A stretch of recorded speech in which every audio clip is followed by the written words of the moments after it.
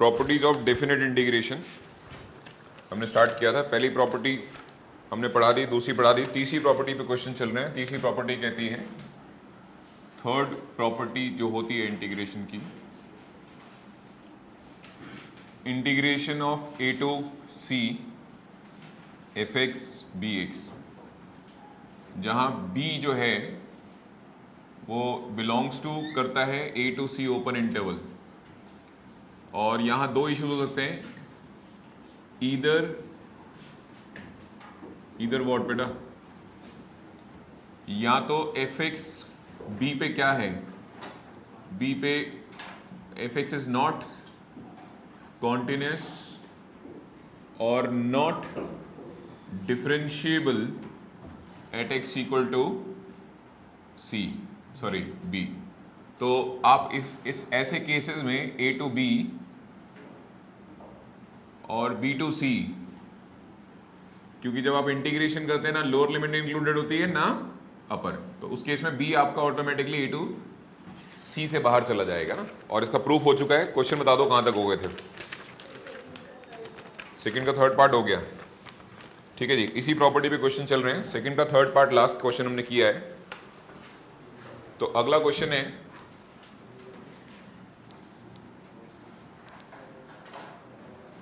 अब इस next question, question number 2, fifth part. Integration करना है हमें 0 से लेके π/2 sin x plus cos x dx। तो पता करो कि 0 से π/2, फोर्थ का बी पार्ट भी हो गया, अच्छा करना है अभी। अब एक फोर्थ का बी पार्ट मिस हो रहा है बीच में। फोर्थ का बी पार्ट है जी, इंटीग्रेशन फ्रॉम 0 से लेके 2π sin x। अब भाई मॉड कहाँ कहाँ डिफरेंशिएबल नहीं होता, तो जहाँ जहाँ इसकी खुद की वैल्यू 0 होती चली जाती है। तो पता करो साइन एक्स कहाँ कहाँ 0 हो सकता है। तो साइन एक्स 0 हो सकता है 0 पे, पाई पे और 2π पे, जिसमें से 0 और 2π तो ऑलरेडी बाहर चल रहे हैं। तो तुम तो किसको मैनुअली बाहर निकाल दो, पाई को। तो 0 से लेके pi mod of sine x d x plus pi से लेके 2π mod of sine x.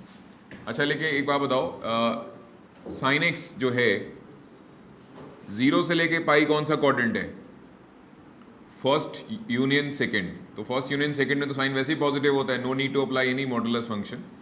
But second, third and fourth ना, पाई से लेके 2π का जो रेंज है थर्ड एंड फोर्थ क्वाड्रेंट में, जहाँ साइन नेगेटिव होता है और मॉड के बाद आउटपुट नेगेटिव नहीं आता, तो आप क्या करेंगे, अगर आपका इनपुट ही नेगेटिव है तो आप अपनी जेब से क्या ले दो, एक माइनस साइन, सो दैट आपका आउटपुट हमेशा क्या रहे, पॉजिटिव। एनीवेज साइन एक्स की इंटीग्रेशन हमेशा माइनस कॉस एक्स होती है, upper limit pi lower limit 0, और ये प्लस कॉस एक्स आ जाएगा, upper limit 2π lower limit 0, lower limit pi. इसको सॉल्व कर दो, माइनस साइन को बाहर ले लो, कॉस पाई -1 होता है, कॉस 0 1 होता है, और यहाँ कॉस 2π 1 होता है, कॉस पाई -1 होता है। तो इसको सॉल्व करेंगे तो इंटीग्रेशन के बाद जो आंसर आता दिखता है मुझे, वो आता है -1 -2 तो +2, तो +2 हो गया, और 1 + 1 2। तो चेक करो पीछे आंसर 4 होना चाहिए। करो भाई कॉपी। क्वेश्चन नंबर 2 का फोर्थ पार्ट खत्म। फिफ्थ को स्टार मार्क करो और सेवेंथ को स्टार मार्क करो। फिफ्थ एंड सेवेंथ को स्टार मार्क करना है आपने। क्वेश्चन नंबर 2 का जो फिफ्थ पार्ट है और जो सेवेंथ पार्ट है, ये दोनों बहुत अच्छे क्वेश्चंस हैं। Let's begin.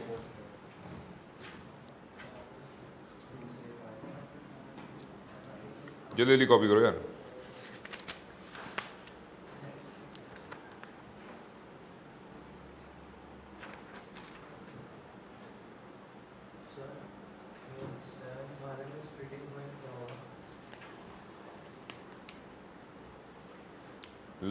लॉग 0 कब देता है, जब x की वैल्यू 1 दोगे। हाँ तो भैया स्प्लिटिंग पॉइंट x = 1 है। अभी नेक्स्ट बता दें।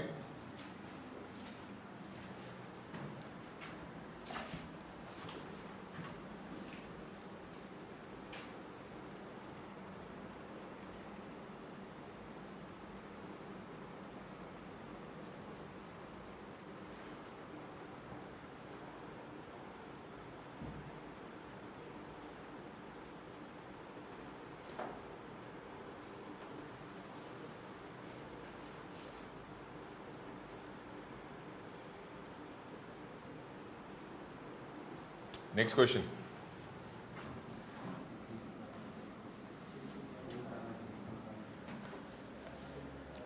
क्वेश्चन नंबर 2, फिफ्थ का ए पार्ट, 0 से लेके pi mod sine x plus cos x. अब मॉड के अंदर जब जब आउटपुट 0 होता है वहीं वहीं वो डिफरेंशिएबिलिटी लूज करता है, तो आपने इसको 0 पुट कर दिया, तो इसका मतलब sine x is equal to minus cos x हो गया, यानी कि tan x इक्वल टू -1 हो गया। क्या 0 से लेके 180 में कभी x tan x माइनस 180 होगा? तो आएगा ना आंसर 3π/4 पे। कब? तो आपको ऑफिशियली क्या करना चाहिए, 0 से लेके 3π/4 और 3π/4 से लेके पाई तक अपना इंटीग्रेशन स्प्लिट करना चाहिए। अभी मॉड के आउटपुट दो होते हैं, या तो प्लस होगा या माइनस होगा, ये आपको देखना पड़ेगा कि आपका इनपुट कैसा था।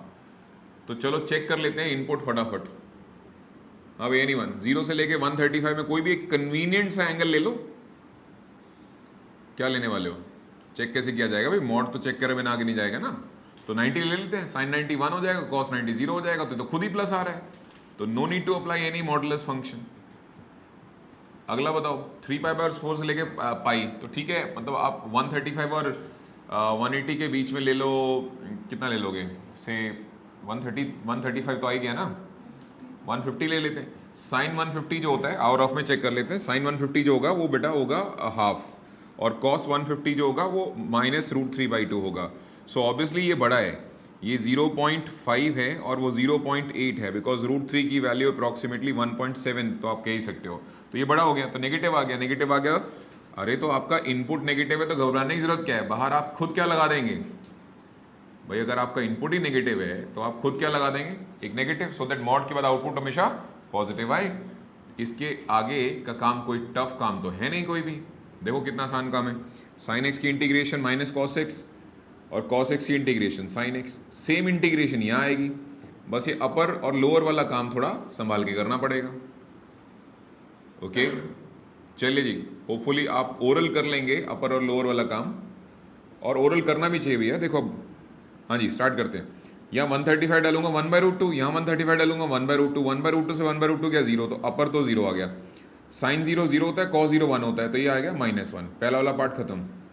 नेक्स्ट साइन पाई होता है 0, कॉस पाई होता है -1, माइनस माइनस +1, तो अपर आ गया 1, और लोअर डालूंगा तो वैसे ही 0 आ रहा है, क्योंकि साइन 135 आएगा -1/√2, सॉरी 1/√2, और कॉस 135 आएगा कितना -1/√2, तो ये भी 0 नहीं होगा, रुको इसमें गड़बड़ कर दी ना।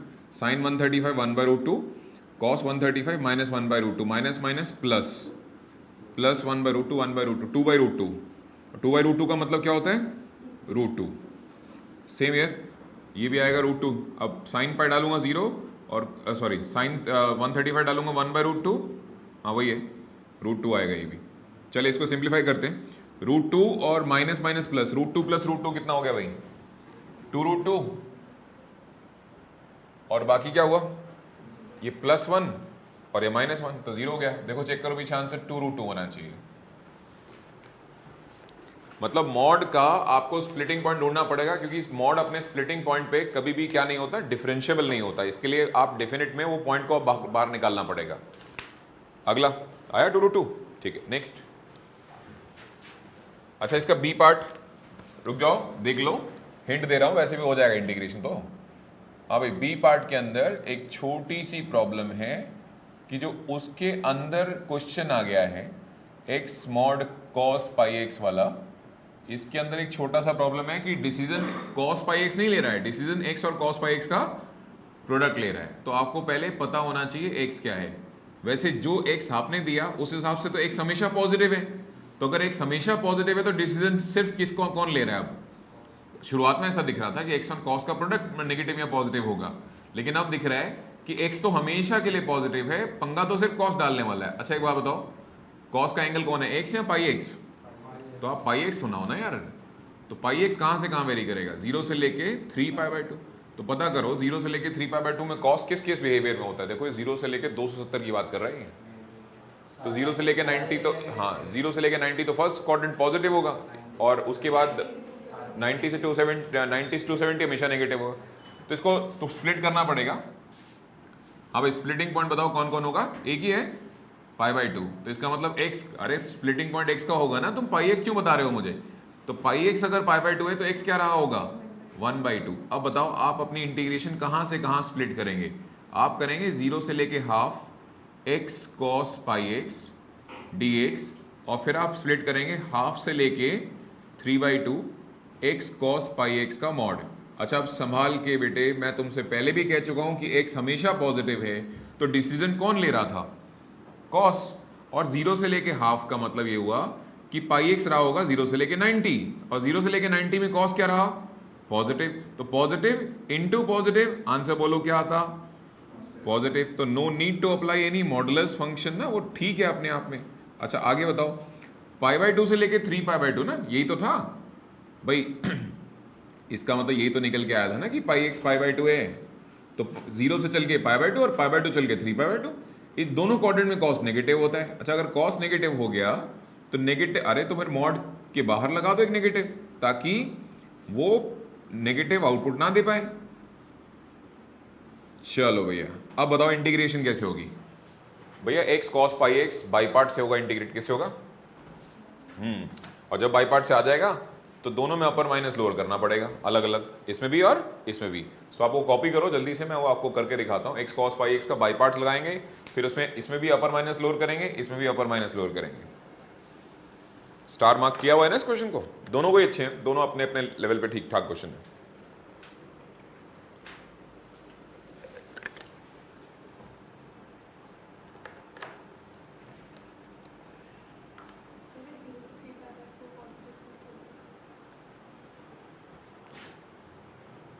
जीरो से 135 बीच में कोई भी एंगल बोल दो,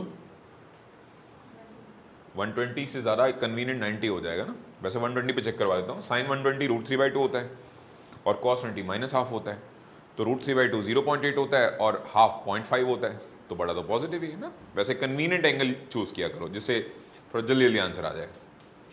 अभी अगर ये आप लेफ्ट साइड कॉपी कर लेंगे तो बता देंगे, बिकॉज मुझे इसका बाई पार्ट्स करना है। जब तक आप फिर बाकी नोट करते हैं ना, बाई पार्ट्स तो सबको आता ही है कैसे लगाते हैं। जिसने भी टेस्ट नहीं दिया हो आज दे देना, नहीं तो बाकी की क्लासेस खड़े होकर अटेंड करनी पड़ेंगी तब तक जब तक नेक्स्ट टेस्ट नहीं आ जाता। सो आज लास्ट डेट है अभी टेस्ट देने की ना, और इस संडे तुम्हारी एक्स्ट्रा क्लास होनी है, वो हम फ्राइडे वाले बैच में अनाउंस कर देंगे कि भाई संडे क्या टाइम होगा उस क्लास का। मोस्ट प्रोबेबली सुबह होगी, बिकॉज इस शाम को तो शायद दिन का कहीं नीचर होता है ना, तो सुबह ही लेके ख़त्म करूँगा मैं इसको। और वो क्लास भी लगभग आप मान के चलो मतलब 2.5-3 घंटे की होगी, क्योंकि डेफिनेट ख़त्म कर दूंगा संडे तक में। ठीक है जी, इस संडे तक डेफिनेट ख़त्म हो जाएगा आपका। Can you start? ये प्रॉपर्टी बहुत टाइम टेकिंग है, इसके बाद की प्रॉपर्टीज उतना टाइम नहीं लेती जितना ये लेती है। एक और है इसके बाद ना, 2 प्रॉपर्टीज हैं टाइम टेकिंग, बाकी सब तो कब शुरू होती हैं कब पता खत्म होती है पता नहीं लगता। और उधर एंट्रेंस वाले बैच में ITF खत्म करते भाई ये डेफिनेट उठा रहे हैं।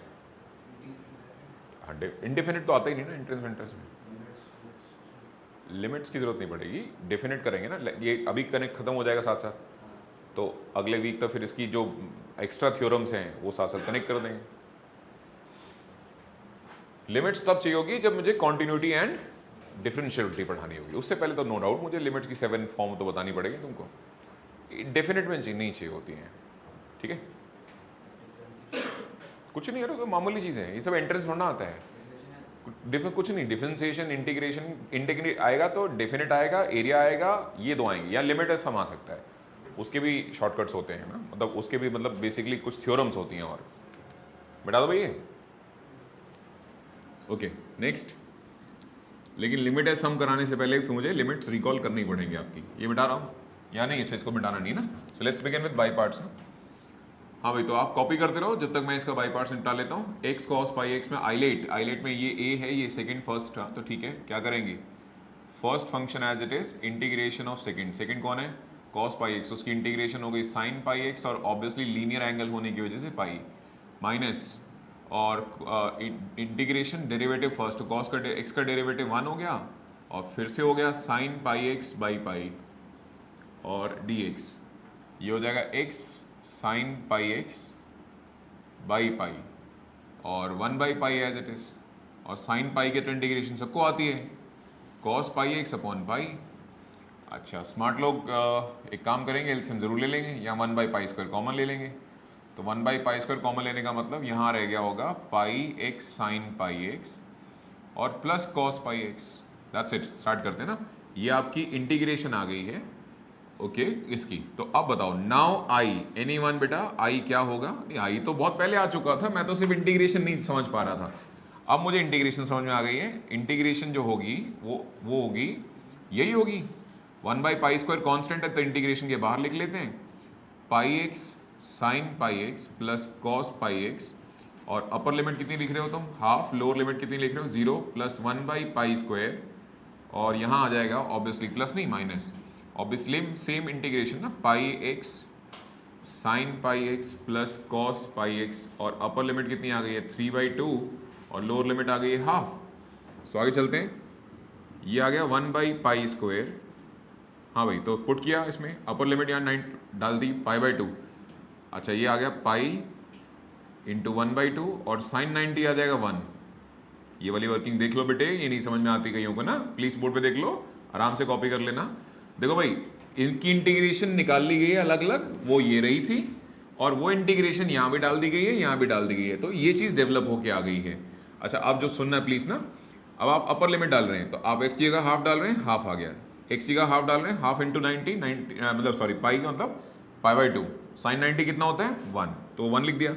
और कॉस पाई/2 कितना होता है 0। अच्छा अब बताओ लोअर, जब मैं यहीं 0 डाल दूंगा तो इसका तो डिस्कशन का सवाल ही नहीं उठता, तो 0 हो जाएगा। और कॉस 0 1 होता है, वेरी गुड। अच्छा चलो अगला स्टेप बताओ, -1 बाई पाई स्क्वायर, अभी तो एक और है ना। हाँ भाई अब बताओ साइन 3π/2 कितना होता होगा ना, साइन 3π/2 होता है बेटा -1 और कॉस 3π/2 होता है 0, तो बात खत्म हो गई। अच्छा अब लोअर लिमिट डालते हैं तो साइन 91 होता है, चलो जी लोअर में आ गया, और कॉस 90 फिर 0 होता है। चलो भाई आप एक काम करो, ये 1 बाई पाई स्क्वायर दोनों में सेम सेम है, मैंने फिर से कॉमन ले लिया। अब ओवरऑल बताओ क्या बचा है? यहाँ से पाई/2 बचा है, यहाँ से 1 बचा है, यहाँ से आपका माइनस माइनस प्लस 3π/2 बचा है और यहाँ माइनस माइनस प्लस पाई/2 बचा है। तो भैया ये क्या आ गया है ना, थोड़ा संभाल के बताना। ये आ गया जी आपका पाई/2 और पाई/2 कितना हो गया? अच्छा ये यही ले लो, 3π/2 और पाई/2 को जोड़ दूंगा तो कितना हो जाएगा 4π/2 मतलब 2π, 2π में पाई/2 और जोड़ दूंगा तो कितना हो जाएगा 5π/2 पक्का। तो 1 बाई पाई स्क्वायर ये आ जाएगा 5π/2 -1। चेक करना बेटा पीछे आंसर क्या आंसर 1 बाई पाई स्क्वायर।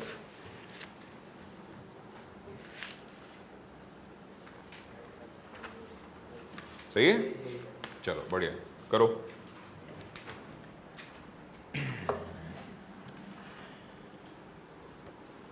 अब ये क्वेश्चन कितने मार्क्स में आएगा? और ये अच्छा क्वेश्चन है, स्टार मार्क किया होगा होपफुली आपने ना।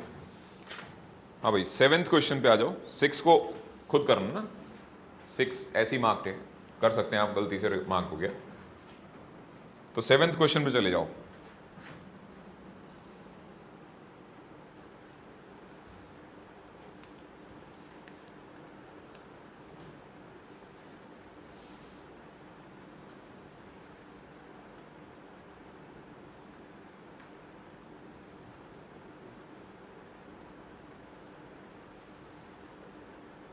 सेवेंथ क्वेश्चन करना ठीक है, लॉग वाला।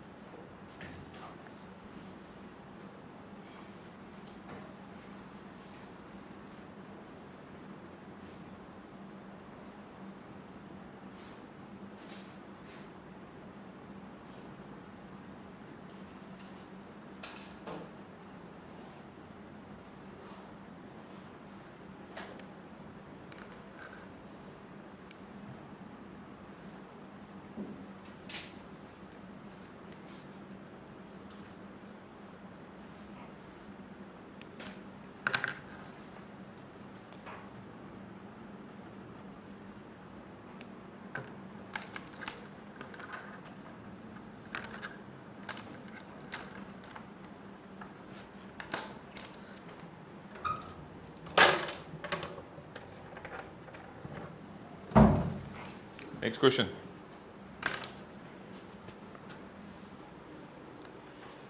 वैसे 7th पार्ट का सिर्फ हिंट दे देता हूं, ऐसा कोई है नहीं कोई खास आपके लिए परेशानी वाला कोई।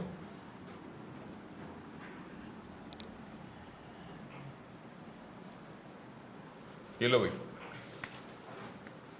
तो ये आपका क्वेश्चन नंबर 2 7th पार्ट है जो बहुत स्ट्रेट फॉरवर्ड है। इंटीग्रेशन 1/e से लेके e तक करना है, मॉड लॉग बेस ई एक्स। क्योंकि बेटा लॉग बेस e1 0 होता है, तो आपको ध्यान रखना चाहिए कि जहां भी मॉड का आउटपुट 0 आ जाता है वहां वो डिफरेंशिएबिलिटी लूज कर जाता है। सो मेक श्योर कि जब आप इसकी इंटीग्रेशन करें तो आप 1/e से लेके 1 तक और फिर 1 से लेके e तक इसकी इंटीग्रेशन करेंगे, और उसके बाद ऑब्वियसली मॉड b तो देखना पड़ेगा ना। तो आपको पता होना चाहिए कि e की अप्रोक्सीमेट वैल्यू 2.7 और 1 इसकी 0 पॉइंट समथिंग कुछ आएगी। तो ऑब्वियसली ये सही तोड़ा है तुमने ना, 0 और 2.7 के बीच में आता है कौन ना, यहाँ लिख सकते हो 1 जो बिलोंग्स टू है 1/e और e के बीच में आता है, तो घबराने की जरूरत है नहीं, आपने बिल्कुल सही काम किया है। अब ये बताओ कि इसमें 1 से छोटा नंबर कोई डाल के देखो। अच्छा ये बात अच्छे से ध्यान रखना कि आपको लॉग टेबल वहां मिलेगी नहीं, तो आपको जो काम करना है बिना लॉग टेबल के ही करना है। तो बहुत सारे लोग हैं ना अजीब अजीब वैल्यूज रख लेते हैं। अरे जब आपका बेस, वेरी गुड, जिनको ग्राफ आता है बहुत अच्छी बात है। अच्छा जिनको ग्राफ नहीं आता उनके लिए कोई ऐसी बड़ी बात नहीं है, 1 है ना, तो आप एक्स की वैल्यू क्या डाल दो, 1 बाई क्या डाल दो यहाँ पर, ये 1 है, 1 से छोटी वैल्यू बेटे 1/10 डालूंगा, बेस ई है, क्या कर रहे हैं, बेस ई है तो ई की टर्म डालना है, जैसे ये वाला डाल सकते हो ना। नहीं तो इसका बेस्ट सॉल्यूशन तो नो डाउट ग्राफ तो है ही है, ln का जो ग्राफ होता है वो ये होता है, और ये वाला पॉइंट आपका 1,0 होता है। तो वैसे भी दिख रहा है साफ साफ ना, 1 से छोटे के लिए क्या है, आउटपुट आपका नेगेटिव है, तो इसका मतलब यहाँ एक नेगेटिव साइन खुद से देना पड़ेगा, और 1 से लेके इन्फिनिटी तक में आपका आउटपुट क्या है, पॉजिटिव। ठीक है, तो अगर आपको ग्राफ याद हो ln का तो इससे बढ़िया तो कोई तरीका ही नहीं है ना, क्योंकि इतना शॉर्ट में कंक्लूजन आ जाएगा जितना आपने एक्सपेक्ट भी नहीं किया होगा। अच्छा भाई, क्लास में कौन बताएगा बेटा कि log x का इंटीग्रेशन हमने क्या लिखवाया था, आज तक नहीं लिखवाया है ना, उल्टा बाई पार्ट्स बताया था। वैसे याद तो हो गया होगा नहीं, x log x minus x is the right answer ना। तो वैसे log x की जो इंटीग्रेशन होती है वो x log x minus x होती है, लेकिन तुम यूज नहीं कर सकते एज अ सीबीएसई स्टूडेंट, कोई डायरेक्ट यूज नहीं कर सकता, you have to apply by parts. क्या अप्लाई करोगे, बाय पार्ट्स, और फिर वही अपर माइनस लोअर। ठीक है जी, तो चलो हम थोड़ा लेंथ बचा लेते हैं। हाँ भाई, तो इस क्वेश्चन को पक्का पता है मुझे, डाउट आ जाएगा इन फ्यूचर तुम्हारा, नहीं तो अपर माइनस लोअर संभाल नहीं पाओगे तुम। तो एक काम करते हैं, मैं आपको यहाँ डाल देता हूँ, ये ध्यान रखना कि log बेस ई एक्स का इंटीग्रेशन x log बेस ई एक्स माइनस एक्स होता है। तो चलिए बैक टू द इंटीग्रेशन, हम उसमें टाइम नहीं खराब कर रहे हैं बाई पार्ट्स वाले पे। तो जो हमारा इंटीग्रेशन आ गया होगा वो कुछ इस टाइप से आ गया होगा। अच्छा अब बताओ, अपर कौन 1, लोअर कौन 1/e, प्लस यहाँ कौन है x log बेस ई एक्स माइनस एक्स, अपर कौन e, लोअर कौन 1। सो स्टार्ट करते हुए आगे चलते हैं, यहाँ आ जाएगा 1, तो 1 डालूंगा तो log 1 कितना हो जाएगा 0, तो ये तो क्या फायदा डिस्कस करने का, और यहाँ 1 आ गया। अच्छा अब 1/e डालते हैं, तो 1/e इसको डाला, अब सोचो यहाँ 1/e डालूंगा, हाँ भाई e को कौन सी पावर दे दूं कि आंसर 1/e आ जाए, वेरी गुड -1, तो ये तो -1 हो जाएगा। और आगे चलते हैं, ये वाला पार्ट यहाँ पर क्या हो जाएगा 1/e, फाइन, पहले वाले का अपर माइनस लोअर खत्म, दूसरा वाला हाँ तो e डालते हैं पहले, तो ये आ गया e, और log बेस e 1 होता है वो तो, और ये -e हो गया, फिर लोअर लिमिट डाल दो, तो यहाँ 1 डालूंगा तो log 1 वैसे ही 0 होता है, और -1, इसको सॉल्व करो अपना आंसर ले लो। तो इसको सॉल्व करने जाएंगे, ये आएगा -1 माइनस प्लस 2/e, और उसके बाद e में से e तो वैसे ही खत्म हो गया, और +1, तो +1 -1 वैसे ही कट जाएगा, +1, हाँ सही बात है, चेक करना पीछे आंसर 2/e होना चाहिए बेटा, क्या है, हाँ तो फिर इसका अंदर गलती आ रही है मेरी कोई, 1 डालूंगा तो log, अरे अच्छा एक बाहर नेगेटिव साइन था, बिल्कुल सही है भाई, बाहर एक नेगेटिव साइन था इसके, तो इसके चक्कर में ये +1 दिखेगा, और ये माइनस ये -2/e दिखेगा, तो ये 2 - 2/e आ रहा है क्या, ठीक है जी, कर लो भी कॉपी। ये आपका सही है, सही है। थर्ड का जो सेकंड है आंसर सही है बेटा। स्प्लिटिंग पॉइंट बेटा क्यूब है ना, तो जिसके जिसके जिसकी डिग्री 3 आ गई है उसके स्प्लिटिंग पॉइंट कितने होंगे? 3। हाँ तो 3 कौन कौन से होंगे? एक -1 होगा, एक 1 होगा और एक 0 होगा। एक्स क्यूब माइनस एक्स को उठा के 0 डाल, तो 10th क्लास पास आउट है, सॉल्व कर ले इसको। X cube minus x equal to 0, solve for x. बिल्कुल सही बात, वेव कर। 2 3 आएंगे, -1 0 और 1। वो मैं वो नहीं जानता -1 उसमें है नहीं है, मैं तो तुझे एक्स क्यूब माइनस एक्स के स्प्लिटिंग पॉइंट बता रहा था तेरे को, मतलब एक्स क्यूब माइनस एक्स के जीरोस बता रहा हूं मैं तेरे को। उसके आगे वो कितने छोड़ने, क्या पकड़ने लेने, वो तो तुम देखो अपने आप ना। कोई डाउट यहां तक बेटा? तो आप क्या सीख रहे हैं आज? A to C when there is a problem at x equal to b and b belongs to b somewhere lies between A and C। तो ऐसी कहानी में आपको क्या करना चाहिए? आपको कुछ नहीं, आपको एक छोटा सा फंडा अप्लाई कर लेना चाहिए। वो छोटा सा फंडा क्या है कि अगर कोई पॉइंट पे कॉन्टिन्यूटी या डिफरेंशियबिलिटी जा रही है तो आप उस पॉइंट को स्प्लिट कर लें इंटीग्रेशन में, A to B, B to C करके अलग अलग इंटीग्रेशन कर लें। क्योंकि इन केस ऑफ डेफिनेट इंटीग्रेशन ना लोअर लिमिट इंक्लूडेड होती है और ना ही अपर लिमिट इंक्लूडेड होती है। ये मिटा दो। अगला क्वेश्चन थर्ड। तो हम बेसिकली इस क्वेश्चन से ये सीखेंगे कि जिसके जीरोस एक से ज्यादा हैं। तो क्वेश्चन नंबर 3 में मैंने कोई मार्क नहीं करा रखा क्योंकि मैं सेकंड वाला करा रहा हूं। सेकंड में तो मैं 3 जीरो डिस्कस करने जा रहा हूं, तो 2 वाला तो खुद निपटा लोगे। और फिर आता है सबसे इंपॉर्टेंट क्वेश्चन 4। ये सीबीएसई बोर्ड 2 या 3 बार तो पिछले 8 साल में पूछ चुका है, और जब भी सवाल आता है 6 नंबर का आता है इसका। क्वेश्चन नंबर 4,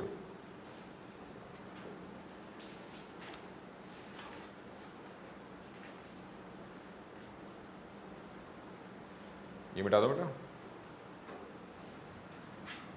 कर लो कॉपी, क्योंकि अगला क्वेश्चन आपको मेरे साथ साथ पूरा समझना है।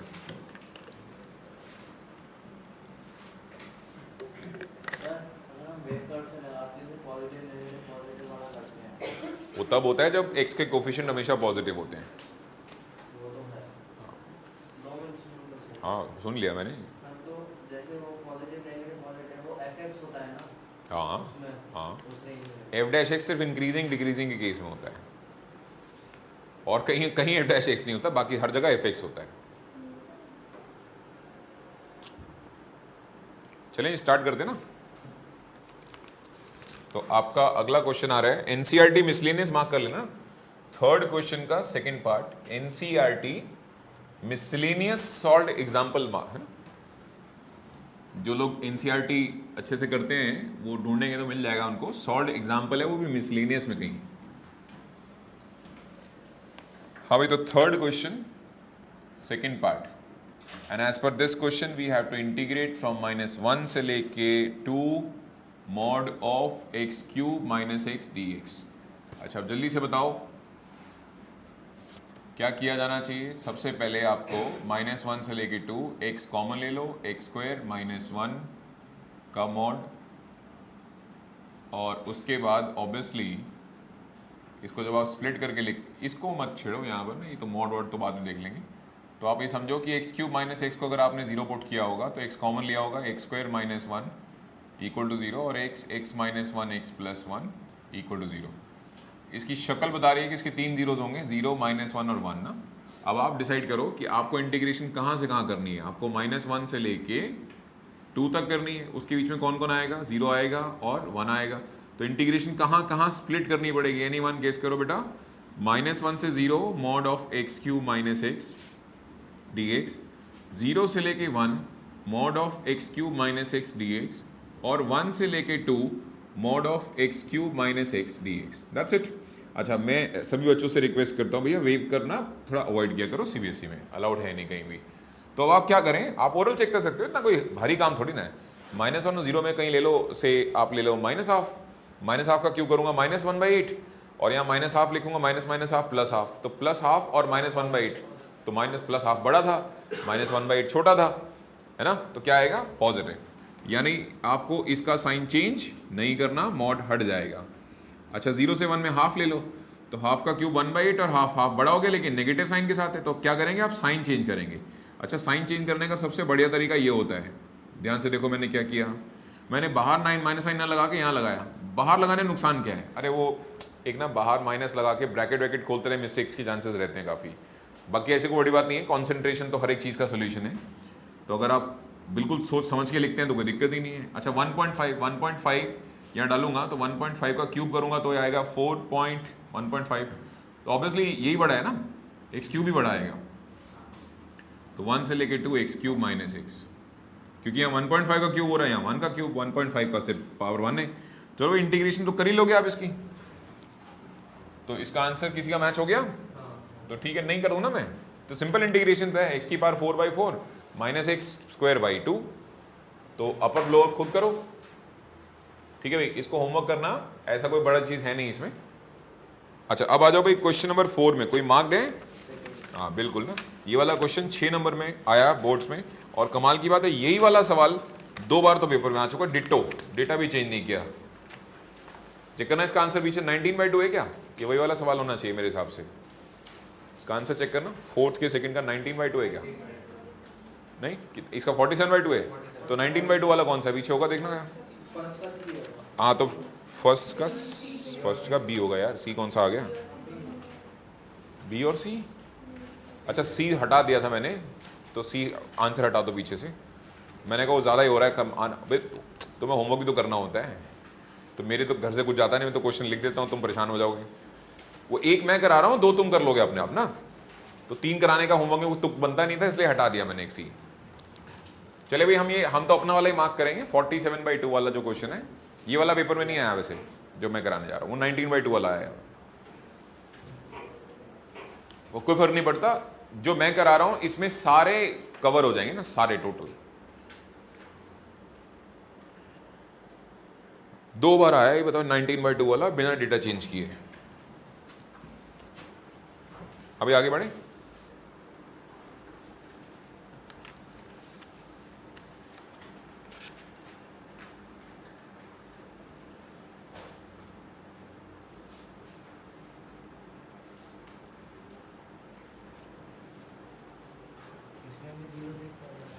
ऑब्वियसली 3 मॉड इन्वॉल्व हैं, याद कर मैंने क्या पढ़ाया था, नहीं डिफरेंशियबिलिटी में एक क्वेश्चन पूछा था, given example of a question, given example of function which is continuous everywhere but not differentiable eight 3 points, तो हमने यही तो एग्जांपल दिया था, 3 मॉड दे दे तो उठा के, 3 मॉड का सम या 3 मॉड का डिफरेंस दे दो उठा के, तो 3 मॉड हमेशा 3 जगह डिफरेंशिएबिलिटी लूज करेंगे, तो वही पंगा आ गया। Next question, question number 4 second part,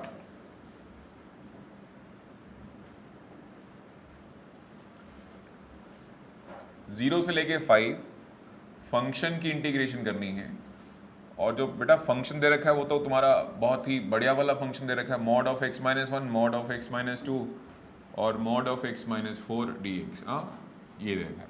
anyways let's begin. हाँ बच्चे आप तो बता दो नॉट डिफरेंशिएबल कहाँ कहाँ है, बताओ भाई जल्दी जल्दी, नॉट डिफरेंशिएबल एट x = 1 2 4, वो छोड़ो, तुम्हें इंटीग्रेशन कहाँ से कहाँ करनी है, तुम्हें तो 0 से लेके कहाँ तक करनी है 5, और इसके बीच में कौन कौन आ गया, तुम्हारी किस्मत कुछ ज़्यादा ही खराब है ना, तीनों के तीनों इसमें आ गए, जबकि जो क्वेश्चन तो मैं होमवर्क दे रहा हूँ उसमें तीनों नहीं आएंगे, 2 आएंगे, वो वाला क्वेश्चन जो 2 वाला आता है वो 6 नंबर में चला जाता है, तो ये तो कहाँ आएगा पेपर के अंदर, ठीक है, लेकिन इसमें सारे फिर तुम्हारे कॉन्सेप्ट भी क्लियर हो ही जाएंगे। इसमें स्टार्ट करते हैं, तो पहली इंटीग्रेशन हम कहाँ से कहाँ लेके जा रहे हैं भाई, 0 से 1, और किसकी इंटीग्रेशन करनी है, mod x-1 plus mod x-2 plus mod x-3 dx। दूसरी इंटीग्रेशन करनी है हमें 1 से लेके 2, अच्छा बेटा x-4, तो mod x-1 plus mod x-2 plus mod x-4। अच्छा बेटा अगला तीसरा इंटीग्रेशन कहाँ करना है अपने को, 2 से लेके 4 तक, mod x-1 plus mod x-2 plus mod x-4, और आखिरी इंटीग्रेशन अपने को करनी है 4 से लेके 5, mod x-1 plus mod x-2 plus mod x-4। बेटा ये वाला स्टेप देख लेंगे ना तो आप याद रखेंगे कि रवि सर ने सबसे शॉर्टेस्ट सोल्यूशन इसका दिया है, बाकी तुम्हारे जो स्कूल वूल में कराते हैं बड़ा भारी सोल्यूशन कराते हैं, पता नहीं क्या क्या करवाते रहते हैं बैठ के ना। आप प्लीज़ बोर्ड पे ध्यान देंगे, सबसे छोटा सोल्यूशन मैं आपको दे रहा हूँ। 0 से 1 में कोई भी वैल्यू सेलेक्ट कर लो, कुछ भी जो तुम्हारी मर्जी है ना, 0 से 1 में कुछ भी सेलेक्ट कर लो। 0.5 डालो यहाँ, 0.5 नेगेटिव पॉजिटिव, साइन चेंज करना पड़ेगा ना फिर, तो 1 - x लिख देते हैं। अगला बताओ 0.5 नेगेटिव, तो क्या लिख देते हैं इसको, 2 - x, इसको नेगेटिव देना ही पड़ेगा इसको भी, 4 - x प्लस, बताना भाई इसको बाद में देखेंगे, रुको रुको रुको रुको, अगले स्टेप में इसकी इंटीग्रेशन क्या निकल के आएगी बताओ। 1 और 2, 3 और 4, 7 - 3x, बताओ इतना छोटा सा काम तुम्हें करना है भाई, इतना लंबा थोड़ा करना है, सॉल्व होके तो ये आ गया ना भाई, इस पर्टिकुलर ब्रांच में इस फंक्शन का मतलब ये है, मुझे इनका इंटीग्रेशन अलग अलग करना है, इनका सम का इंटीग्रेशन करना है, तो मैंने पहले इनका सम ले लिया और सम ये निकल के आ गया, मैं सम की इंटीग्रेशन कर लूंगा जब करना होगा। अभी रुको, ऐसे बहुत सारे पार्ट हैं अभी। हाँ भाई दूसरा बताओ क्या आएगा, 1 से लेके 2, हाँ बेटा 1 से 2 में कुछ भी फिक्स करो अपनी मर्जी से 1.9, कुछ भी 1 से 2 के बीच में होना चाहिए। 1.9 में पॉजिटिव आ रहा है, ये नेगेटिव आ रहा है, कोई बात नहीं, नेगेटिव आ रहा है तो हम साइन चेंज कर देते हैं, नेगेटिव आ रहा है तो साइन चेंज कर देते हैं। अच्छा आगे बताओ, सॉल्व बाद में करेंगे हम ना। हाँ भाई आगे बताओ, 2.5 ले लें, 3 ले लो, पॉजिटिव पॉजिटिव नेगेटिव, तो x - 1, x - 2 और ऑब्वियसली 4 - x। नेक्स्ट 4 से लेके 5 में मेरे ख्याल से सारे ही पॉजिटिव हैं, तो कितना आ गया, x - 1, x - 2 और x - 4 dx। अच्छा भाई 1 से लेके 2 में सिंप्लीफिकेशन तो बता दो, x कट जाएगा तो -x रह जाएगा, 4 और 2 6, 6 में से गया 5, तो 5 - x हो गया। अगला 2 से लेके 4 के बीच में इंटीग्रेशन किसी करनी है, x और x कट जाएगा, एक x तो कट जाएगा, 4 में से 2, 4 में से 3 गए तो 1 और plus x - x, x cut नहीं प्लस x, ध्यान से देख यार, ये वाला x इस x से कट गया तो एक ही x तो बचा, और 4 में से 3 चला गया तो 1। अगला बताओ, लास्ट चौथी इंटीग्रेशन किसकी होगी, 4 से लेके 5 तक, बताओ भाई क्या आएगा, x कितना हो गया, 3x - 6 अच्छा -7, सही है भाई।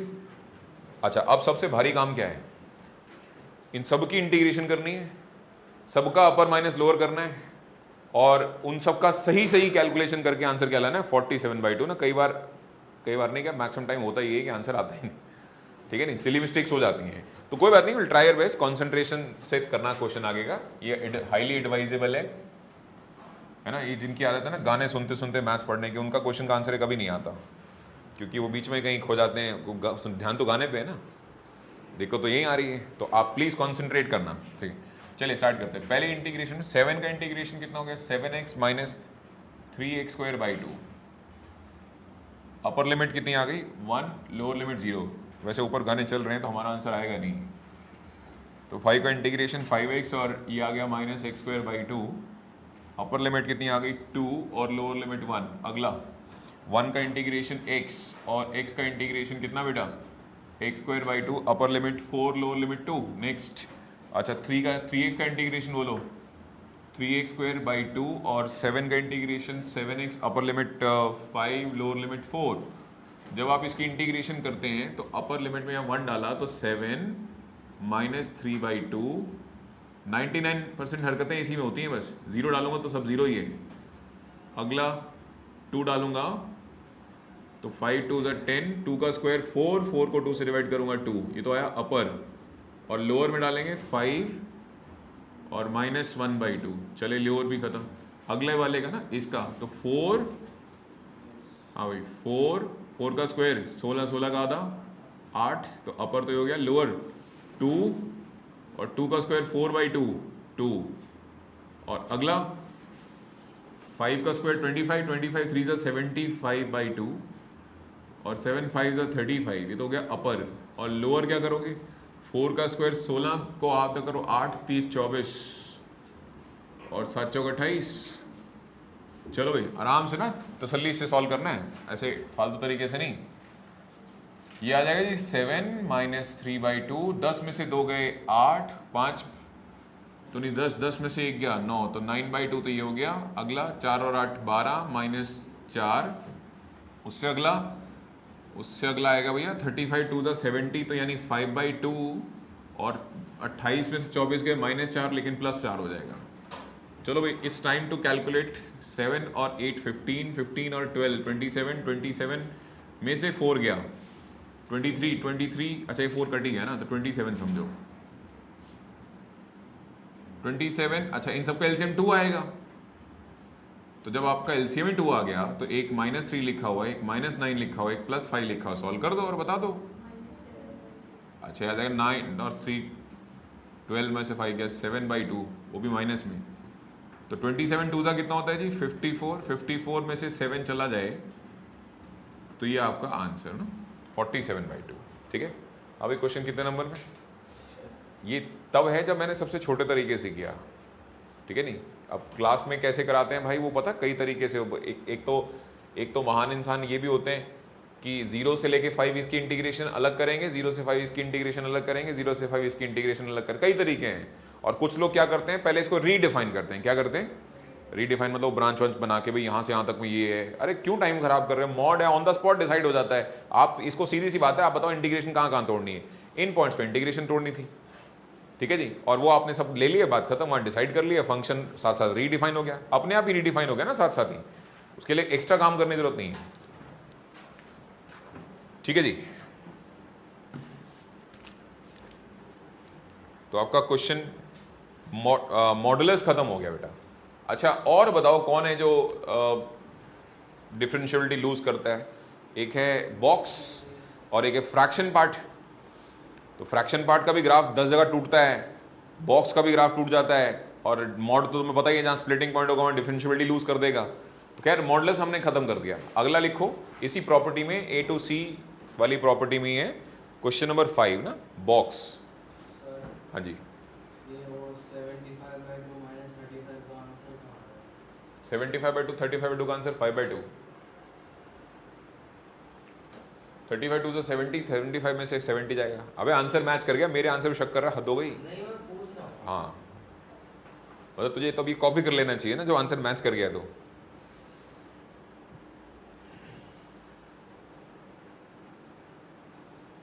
ये इस क्वेश्चन के साथ भी ट्रेजेडी है, ये एक साल मेरा मैच करता है, एक साल मैच नहीं करता। पिछले साल मैच हुआ ही नहीं मैंने, आप देख लेना अपने आप। तो बड़ा कोई ज़्यादा काम है ना, अपर माइनस लोअर करते करते कहीं ना कहीं इंसान लिख जाता है माइनस का प्लस। ये सबसे बड़ा कलेश माइनस साइन है, ये जिसको आदत है ना गंदी वाली कि इसका साइन चेंज करना है बाहर माइनस साइन लगाएंगे, वो ये हरकतें बर्बाद करती हैं आपको ना। मतलब आप ये पंगा लो ही नहीं, माइनस साइन से कब बचो। माइनस साइन ब्रैकेट के बाहर लगाना मतलब एक एक्स्ट्रा काम कि ब्रैकेट खोल के सबके साइन चेंज करने। कलेश ही क्यों लेते हो तुम ये माइनस साइन वाला, ना लो तो ना आए इसमें कोई सिली मिस्टेक तुम्हारी। नेक्स्ट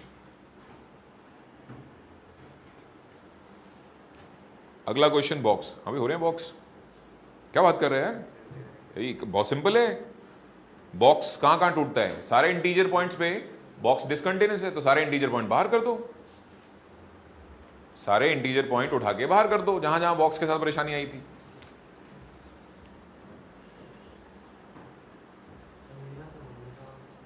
किसका ट्रेजेडी है भैया, मैं तो खुद कह रहा हूं मेरा एक साल मैच करता है एक साल मैच नहीं कर। वहाँ तक सेम आ रहा है। हाँ तो तू दोबारा करना पड़ेगा तुझे। अरे वहाँ तक वो थर्ड लास्ट स्टेप तक सेम आ रहा है पूरा, फिर भी पता नहीं आंसर नहीं आ रहा। हाँ चमत्कार है।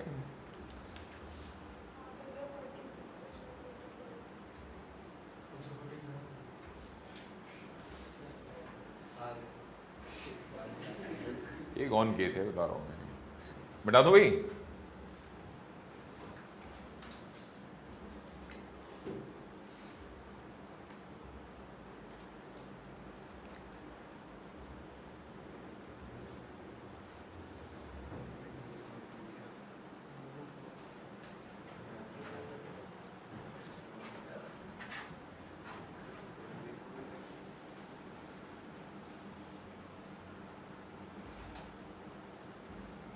सुष्मित ने कर लिया कॉपी नीचे तक। तो हर इंटीजर में टूटता है। हाँ तो एक काम करना सुष्मित, तो 2 मिनट रुक जा, यहाँ तक कॉपी कर लिया ना, तो मैं ना थोड़ा सा मिटा के इन लोगों को अगले क्वेश्चन का तुम भी समझ लो, फिर तुम कॉपी करना, मिटाऊंगा नहीं जब तक, ठीक है। जब तक इनको अकल आ जाएगी नेक्स्ट अटेम्प्ट करना कैसे है, तो अगले क्वेश्चन कम तुम करने बैठ जाएंगे। तो यहाँ तक तो कर लिया ना कॉपी, हाँ बस ठीक है। मैं वो नहीं मिटाएंगे, उसका मिटा ही नहीं रहा मैं, उसकी चिंता मत करो तुम, जब तक तुम नेक्स्ट वाला समझो। इन द मीन वाइल ये लोग समझ के काम करना शुरू करेंगे। यहां बोर्ड पे ध्यान दो बच्चे, क्वेश्चन नंबर 5। हाँ भाई, बॉक्स एक्स का मतलब GIF से है। इससे पहले हम आगे बढ़े, आपको GIF का मतलब समझा दें। हाँ भाई, 2 का GIF कितना है 2, और 2.1 का GIF 2.1 किस किस इंटीजर से बड़ा है? 2.1 3 से बड़ा है, ग्रेटेस्ट इंटीजर। 2.1 किस किस से बड़ा है? ओके, 2 से बड़ा है, 1 से बड़ा है, 0 से बड़ा है ना। इन सब में से ग्रेटेस्ट इंटीजर कौन है?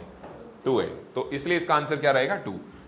अच्छा, पता करो -11.9 किस किस से बड़ा है? -11.9 -12 से बड़ा है, -13 से बड़ा है, -14 से बड़ा है, इन सब से बड़ा है। तो इन सब में GIF कौन है ना? इन सब में GIF कौन है? -12 है ना। ओके, तो कोई डाउट यहां तक? So let's begin. ओके भाई, क्वेश्चन नंबर 5 के फर्स्ट का ए पार्ट ना, मैं 2 क्वेश्चन बैक टू बैक करके दिखाता हूं आपको, और देखो बहुत आसान चीज होती है। बॉक्स एक्स के साथ दिक्कत क्या है? अगर आपने इसका ग्राफ कभी देखा हो तो इसके स्टेप्स बनते हैं, और वो स्टेप्स हमेशा डिसकंटिन्यूस होते हैं। कहाँ? इंटीजर्स पे ना। ये पहला वाला स्टेप यहाँ बनेगा, दूसरा वाला स्टेप यहाँ बनेगा। कहने का मतलब ये है कि बॉक्स एक्स में जहां जहां इंटीजर डालोगे वहां वहां उसका ग्राफ टूट जाता है। तो जहां ग्राफ ही टूट गया वहां तुमने क्या लूज कर दी? कॉन्टिन्यूटी। अपना तो पहला एजेंडा है, याद है ना, डेफिनेट इंटीग्रेशन का जो आउटपुट आता है वो एक्चुअली क्या होता है? Area under the curve. Numerical value क्या रिप्रेजेंट करती है? Area under the. तो एरिया तो तभी होगा पैक जब चारों तरफ से ये बाउंडेड हो। तो बाउंडेड होने के लिए फंक्शन का क्या होना जरूरी है? कॉन्टिन्यूस, क्लोज होना जरूरी है। और डिफरेंशिएबल होना क्यों जरूरी है? अरे जब डिफरेंशियलिटी नहीं आ रही है तो इंटीग्रेशन कहां से देंगे उसकी, राइट? तो ध्यान से देखना।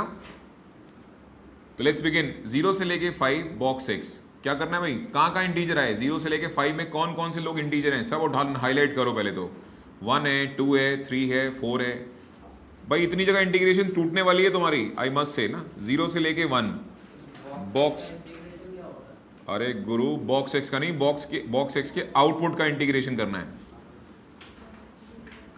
बताओ बॉक्स एक्स की इंटीग्रेशन क्या होती है नलायक? ये कौन कहते हैं? ऐसी ऐसी बातें कौन कराता है तुम्हें? 3 से लेके 4 बॉक्स एक्स, और आखिरी आएगा 4 से लेके 5। चल अब शुरू हो जा। 0 से लेके 1 के बीच में बॉक्स एक्स का आउटपुट क्या होगा? कोई भी ले ले, 0 से 1 के बीच में से 0.5, तो 0.5 का बॉक्स क्या होगा? 0। तो तुझे पहली इंटीग्रेशन करनी ही नहीं है, बात खत्म, 0 हो गया। अगला बता, 1 से 2 के बीच में कोई भी नंबर ले लो, से 1.2, उसका बॉक्स एक्स क्या होगा? 1 होगा। तो मतलब आपको 1 से लेके 2 किसकी इंटीग्रेशन करनी है? 1 की। अगला बताओ, 2 से लेके 3 के बीच में 2.1 का बॉक्स कितना होगा? 2।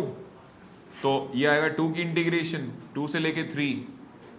अगली वाली आएगी 3 से इंटीग्रेशन, 3 से लेके 4, और उससे अगली वाली आएगी 4 की इंटीग्रेशन, 4 से लेके 5। इसके आगे आप खुद समझ आ रहे हैं। 1 की integration x upper limit 2 lower limit 1, 2 की integration 2x upper limit 3 lower limit 2, और 3 की integration 3x upper limit 4 lower limit 3, और उसके बाद बेटा 4 की integration 4x upper limit 5 lower limit 4। तो 2 - 1 और 3 2 6 - 4, और 4 3 12 - 9, और 20 - 16। आंसर बोलो कितना? 1 6 में से 4 गया, 2 12 में से 9 गया, 3 और 20 में 16 गया 4, तो 10। चेक करो पीछे, आंसर 10 होना चाहिए। अगले क्वेश्चंस का लेवल थोड़ा बेटर है, लेकिन आपका काम अभी भी सेम है कि आपको अपनी ब्रांच में पढ़ने वाले सारे इंटीजर्स बाहर करने हैं।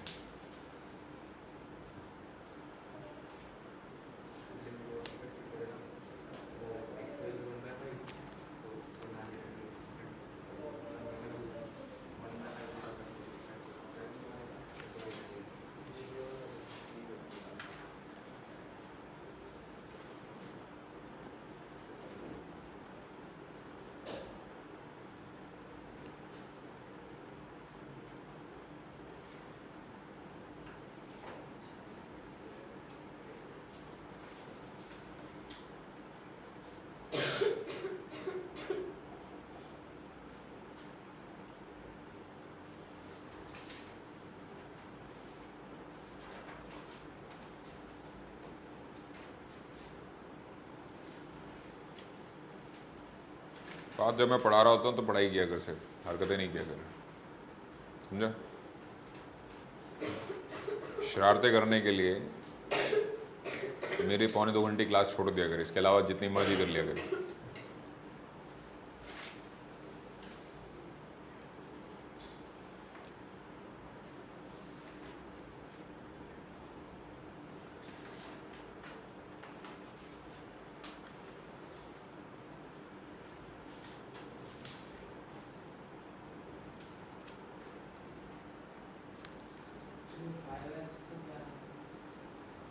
देखो जी, आपको जो ब्रांच दी गई है 5x वाले केस में 0 से 1 दी गई है, तुमको नहीं लगता कि वो 0 से 1, जो 0 और 1 है हम किसकी जगह पुट करते हैं? x की जगह। कहाँ? तो लॉजिकली वो जो 0 से 1 वाली ब्रांच है वो किसके लिए है? x के लिए, है ना? और बॉक्स किसका ले रखा है? x का या 5x का? हाँ, तो ब्रांच किसकी चाहिए होगी? 5x की। तो अगर x 0 से 1 बिलोंग करता है तो 5x किससे बिलोंग करता होगा? 0 से 5 में कौन कौन से GIF, कहाँ कहाँ इंटीजर आ सकता है? तो 0 से 5 में 1 बाहर करना पड़ेगा, 2 बाहर करना पड़ेगा, 3 बाहर करना पड़ेगा, है ना? तो 5x क्या क्या नहीं हो सकता? 1 नहीं हो सकता, 2 नहीं हो सकता, 3 नहीं हो सकता। जहाँ जहाँ इंटीजर आएगा इसका पंगा आएगा ही आएगा ना। तो हमें लिमिट चेंज करनी पड़ेगी। हाँ बिल्कुल करनी पड़ेगी, और एक नहीं 3 बार करनी पड़ेगी। पहले x से 5x जाओगे, 5x से तुम्हें इंटीजर्स दिखेंगे, और फिर इंटीग्रेशन किसकी रिस्पेक्ट में करनी है? 5x या x की रिस्पेक्ट में? वापस आना पड़ेगा। सही बात है ना। तो तब वो ऐसे वैसे तू समझ, मैं तेरे को प्रोसीजर समझा रहा हूँ कि अगर मेरे को ब्रांच x की दी है और बॉक्स 5x का लेना है, तो पहले तो मुझे x से कहाँ स्विच करना है? 5x में, और फिर 5x की ब्रांच में मुझे इंटीजर समझ में आएंगे, लेकिन वापस से इंटीग्रेशन किसकी रिस्पेक्ट में करना है? x से। तो फिर 5x से वापस जंप करना पड़ेगा कहाँ? x में। तब जाके पल्ले पड़ेगा कहाँ कहाँ इंटीग्रेशन तोड़नी है, कहाँ कहाँ रखनी है। बेटा हो गया कॉपी सारा? बड़ी जल्दी कर दिया। पक्का कर लिया तूने कॉपी? मैं तो तेरे लिए रुका हूँ बस। ठीक है, नेक्स्ट। हाँ भी, तो अगला क्वेश्चन है,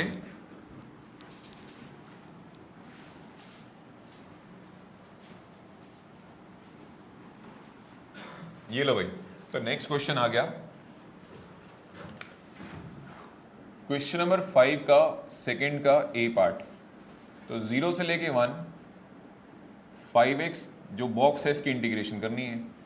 तो बेसिकली दोनों लिमिट्स x की होती हैं। तो x बिलोंग्स टू 0 से 1 हो गया, तो obviously 5x belongs to 0 to 5 हो गया। और फिर आपको ना 5x में 0 नहीं होना चाहिए था, 1 नहीं होना चाहिए था, 2 नहीं होना चाहिए था, 3 नहीं होना चाहिए था, 4 नहीं होना चाहिए था, 5 नहीं होना चाहिए था। इसका मतलब x क्या क्या नहीं होना चाहिए था? 0 नहीं होना चाहिए था, 1/5 नहीं होगा, 2/5 नहीं होगा, 3/5 नहीं होगा, 4/5 नहीं होगा, और 1 नहीं होगा। एनीवेज स्टार्ट करते हैं। इंटीग्रेशन हमें इतनी जगह तोड़नी पड़ेगी, 0 से लेके 1/5, 5x, उसके बाद 1/5 से लेके 2/5, 5x का बॉक्स, और फिर 2/5 से लेके 3/5 बॉक्स ऑफ 5x, और उसके बाद 3/5 से लेके 4/5 बॉक्स ऑफ 5x, और फिर 4/5 से लेके 1। अच्छा, बहुत सारे लोग परेशान रहते हैं इसके अंदर कि सर बॉक्स का आउटपुट लेने में ही हालत खराब हो गई। तो उनके लिए ना एक शॉर्टकट दे देता हूं, जो लोग इसको ऑब्वियसली अगले स्टेप को परफॉर्म करना बेटा हर एक के लिए आसान नहीं है, क्योंकि 0 से 1/5 की पहले वैल्यू बोलोगे। तो 0 से 1/5 के बीच में सपोज करो वैल्यू आ गई, ये 0.5 है ना, तो 0.1 होता है, ये 0.2, तो 0.1 ले लेंगे। तो 0.1 का 5 टाइम्स करेंगे तो 0.5 आएगा। 0.5 का बॉक्स कितना होगा? 0 होगा। या तो आप हर बार ऐसे करो, नहीं तो एक मिनट दे दो मेरे को, और इधर बताओ। हाँ भाई, 5x कहाँ था? इधर देखो बच्चे, 5x कहाँ से कहाँ है? 0 है, 1 है, 2 है, 3 है, 4 है, 5 है। ये किसकी लिमिट्स हैं प्यारे बच्चे? 5x। अच्छा, 0 से 1 में बॉक्स हमेशा 0 रहता है, 1 से 2 में बॉक्स हमेशा 1 रहता है, 1 से 2 में बॉक्स हमेशा, सॉरी 2 से 3 में 2, 3 से 4 में 3, 4 से 5 में 4। अच्छा एक बात बताओ, अब जब तुम्हें सारे आउटपुट मिल ही गए, तो 5x से x में स्विच करते टाइम क्या होगा? ये अपर हमने, हाँ भाई ये नंबर लाइन हमने 5x की रिस्पेक्ट में सोची थी। लगाओ, दिमाग लगाओ, 5x से x में स्विच करते टाइम क्या होगा? 0 का 0 होगा, 1/5, 2/5, 3/5, 4/5, 5/5, मतलब 1। आउटपुट वही रहेंगे भाई, आउटपुट में थोड़ा फर्क पड़ेगा। x चाहे ये लो चाहे ये लो, बॉक्स तो 5x का ही होना है, और वो तो फाइनल है, तो आउटपुट में फर्क पड़ ही नहीं रहा है। तो आप कहाँ दिमाग लगाओगे इतना बैठ के? मेरे हिसाब से ये उठा लो, आ जाइए, पहली वाली ब्रांच में आपका आउटपुट क्या है 0, तो इसकी इंटीग्रेशन ही नहीं करनी, छोड़ो। दूसरी वाली ब्रांच का इंटीग्रेशन बताओ ना, दूसरी वाली ब्रांच में आपका आउटपुट क्या था 1, तो 1/5 से लेके 2/5 तक 1 की इंटीग्रेशन करते रहना, फिर आप 2 की इंटीग्रेशन करना, फिर आप 3 की इंटीग्रेशन करना, फिर आप 4 की इंटीग्रेशन करना। अच्छा लिमिट्स आपको बताइए, 2/5 से 3/5, 3/5 से 4/5, 4/5 से 1, ये आ जाएगा 0 तो 0 ये जी, 1 का integration x upper limit 2/5 lower limit 1/5, उसके बाद 2 की integration 2x upper limit 3/5 lower limit 2/5, next 3 की integration 3x upper limit 4/5 lower limit 3/5, अगली 4 की integration 4x upper limit 1 lower limit 4/5। ठीक है जी, अब बताओ क्या आएगा फर्दर, 2/5 में से 1/5 जाएगा, डायरेक्ट ही बता दो 1/5 आएगा, क्यों लिख के काम करना ना। 3/5 में से 2/5, अच्छा एक मिनट ना, 3/5 का डबल 6/5 और 2/5 का डबल 4/5, तो 6/5 2 और 4/5 2/5। अगला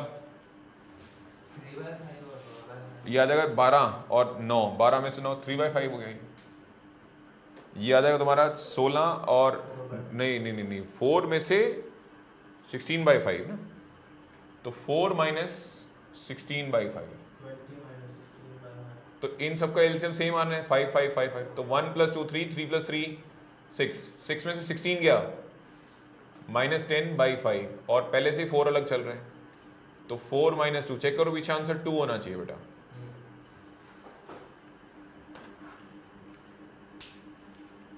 ठीक है जी, तो इन सभी क्वेश्चन में अब लिमिट्स को स्विच करना सीख रहे हैं हम। जो इनिशियल लिमिट होती है पलक हमेशा किसके लिए दी जाती है, x के लिए, फिर आपको जिसका बॉक्स लेना है आपको वहां तक जाना होता है, फिर आपको ये भी याद रखना होता है कि इंटीग्रेशन चाहे बॉक्स चाहे कुछ भी दे दो, इंटीग्रेशन तो हमेशा विद रिस्पेक्ट टू x होगा, तो आप इतनी सारी चीजों में लिमिट्स ही स्विच करते रह जाते हो। यही इस क्वेश्चन का सबसे डिफिकल्ट थिंकिंग पार्ट है। अगर आप यहां कंफर्ट अचीव कर लेते हैं, स्विच करने वाला बेसिकली जो पार्ट है, तो आपके ये क्वेश्चन नंबर कट ही नहीं गए, क्या कट कह सकते हैं जब आपको सब कुछ तो पता ही है इसमें।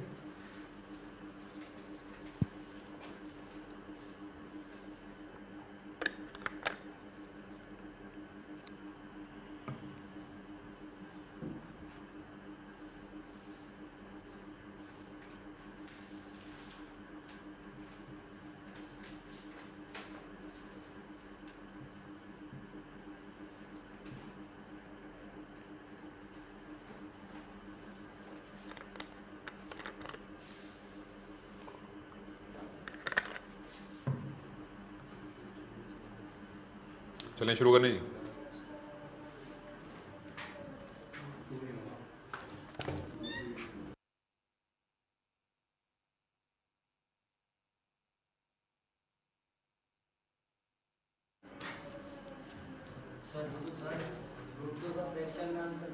किसका √2 का फ्रैक्शन में आंसर, क्या पूछ रहा है समझ नहीं आया। √2 की वैल्यू 1.414 होती है।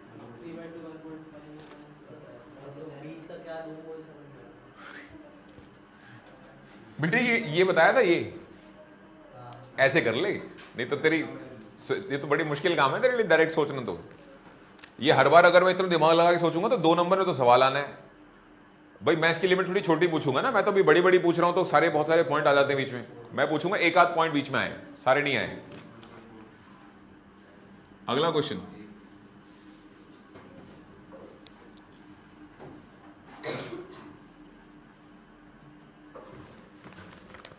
तो question number 5 third part, integration करनी है आपको 0 से लेके 3/2 बॉक्स ऑफ x स्क्वायर की। तो बताओ x बिलोंग्स टू क्या लेकर ना, 0 से 3/2 लिखा हुआ है, पर अपने को तो बॉक्स x स्क्वायर का लेना है, तो 0 से लेके 9/4। अच्छा 0 से लेके 9/4 का डेसिमल कन्वर्जन क्या होगा ना, ये आएगा 2 पॉइंट समथिंग ना, 2.421 तो जाएगा नहीं, 10 2.25।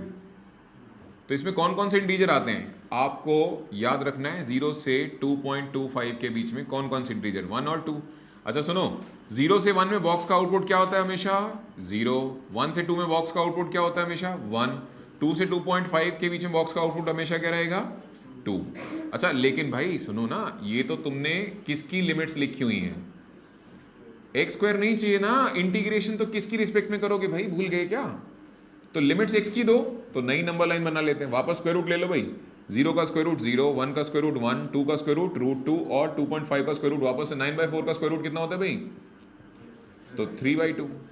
अच्छा, इसका आउटपुट अभी भी 0 रहेगा, इसका आउटपुट हमेशा 1 रहेगा, इसका आउटपुट हमेशा 2 रहेगा। कहाँ सोचने की दिक्कत आ रही है, सही तो है। 0 से 1 में 0, 1 से लेके √2 में 1, √2 से लेके 3/2, सीधा सीधा इंटीग्रेशन। तो अब आप एक काम करो, अपना इंटीग्रेशन 0 से लेके 1, एक्स स्क्वायर का बॉक्स, फिर 1 से लेके 2, सॉरी हाँ 1 से लेके √2, एक्स स्क्वायर का बॉक्स, और उसके बाद √2 से लेके 3/2 बॉक्स ऑफ एक्स स्क्वायर।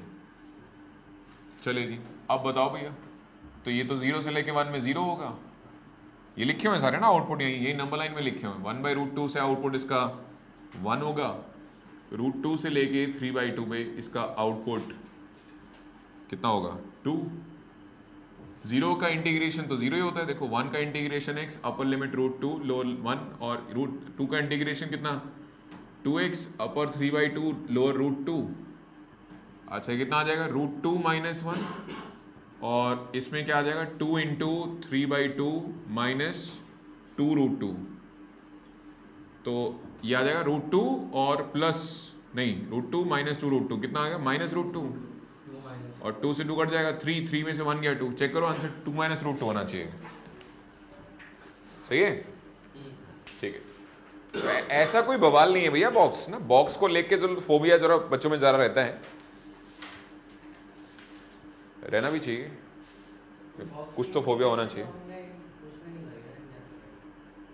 बेटे बॉक्स की इंटीग्रेशन क्या होती है जो मैं तुझे सिखाऊं, बॉक्स के आउटपुट की इंटीग्रेशन होती है, और आउटपुट तो तभी आ सकता है जब तुम मुझे बताओ इनपुट क्या दे रहे हो, तो वो इंडेफिनेट में कैसे पढ़ाया जा सकता है, डेफिनेट में लिमिट लगाएंगे वहीं तो पता लगेगा कि आउटपुट इनपुट हम क्या दे रहे हैं, तो आउटपुट क्या आएगा।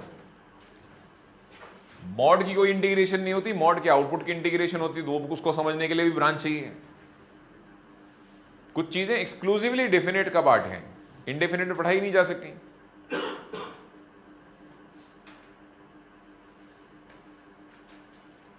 अभी अगला वाला जो साइन वाला क्वेश्चन है ना,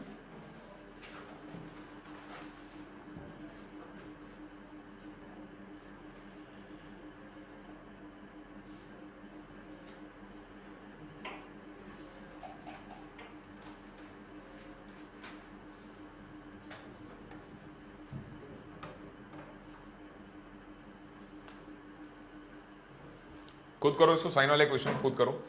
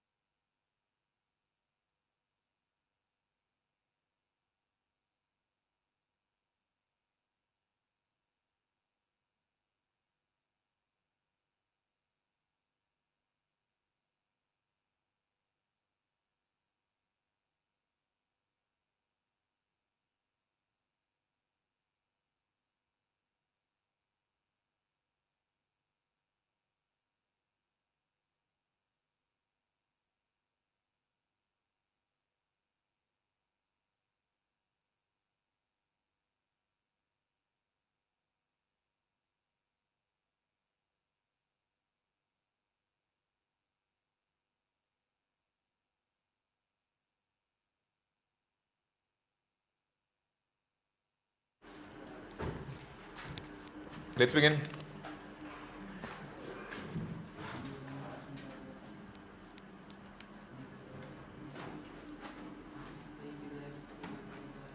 अब मुझे कराना तो नहीं है ट्रिग्नोमेट्री वाला, हो गया? नहीं मैं करा भी नहीं रहा बेटा, मैं तो ओरल बता देता हूं कि x की वैल्यू 0 से π/2 थी, लेकिन बॉक्स तो आपको किसका लेना है, x का या 2 sin x का। तो अगर x की वैल्यू 0 से π/2 है, देखो क्वेश्चन ये है 0 से लेके π/2 आपको इंटीग्रेशन करना है बॉक्स 2 sin x का। तो 0 से लेके π/2 x इतना हो गया, तो sin x कितना होगा, ऑब्वियसली 0 से लेके 1 होगा, और 2 sin x क्या होगा, तो 0 से 2 में तो एक ही, लकी हो 0 से लेके 2 में एक ही इंटीजर आता है, वो कौन है, 1। लेकिन ये किसकी नंबर लाइन बनी हुई है, 2 sin x। अच्छा बॉक्स भी किसका लेना है, इसी का। तो 0 से 1 में बॉक्स तो 0 होता है, और 1 से लेके 2 में बॉक्स हमेशा 1 होता है। लेकिन भैया इंटीग्रेशन तो x से होगी, तो पहले 2 हटाया जाएगा। तो 2 हटाओगे तो क्या होगा, नंबर लाइन किस तरीके से बिहेव करेगी, 0 1/2 और 1, फिर sin x हटाया जाएगा। तो नंबर लाइन कैसे बिहेव करेगी, 0 का साइन इनवर्स करेंगे तो 0 साइन इनवर्स हाफ करेंगे π/6, और 1 के लिए π/2, दैट्स इट। इसके बीच में इंटीग्रेशन 0 है, इसके बीच में इंटीग्रेशन 1 है, दैट्स इट। ये आपका आंसर है। तो आपको इंटीग्रेशन दो जगह तोड़नी है, मतलब दो जगह करनी है, 0 से π/6 और π/6 से π/2। उसमें भी लकी हो पहला वाला पार्ट 0 ही है, तो यही करना जो करना है, ठीक है जी। ये जो फ्रैक्शन पार्ट है, हाँ बोलो। तुम तो ऐसी बातें मत करो, तुम्हें तो अभी एंट्रेंस में से जबरदस्त लेवल पढ़ा दिया। वो तो बस समझ ही गया, बट ना समझ नहीं आ रहा कि टोटल कंफ्यूज कैरेक्टर है, कंफ्यूज। नहीं मतलब कहाँ स्प्लिट करूँ मैं, मत कर, ये तो बता दो। मत कर, ये तो 0 हो जाएगा। ये नहीं कह रहा मैं, फ्रैक्शन पार्ट अरे राक्षस तो रुक जाओ, बता तो रहा हूँ, शांति से बैठ जाओ थोड़ी देर। हाँ भाई 1 का integration x, upper limit π/2, lower limit π/6, तो आंसर आ गया π/2 माइनस π/6। 90 में से 30 गया, बोलो कितना, 60, यानी कि π/3। पीछे आंसर देख लेना, π/3 होना चाहिए इसका। चलो भी स्टार्ट करते हैं। फ्रैक्शन पार्ट ना, फ्रैक्शन पार्ट का ग्राफ कैसा होता है पहले आपको इसको समझना चाहिए। 0 से 1 के बीच में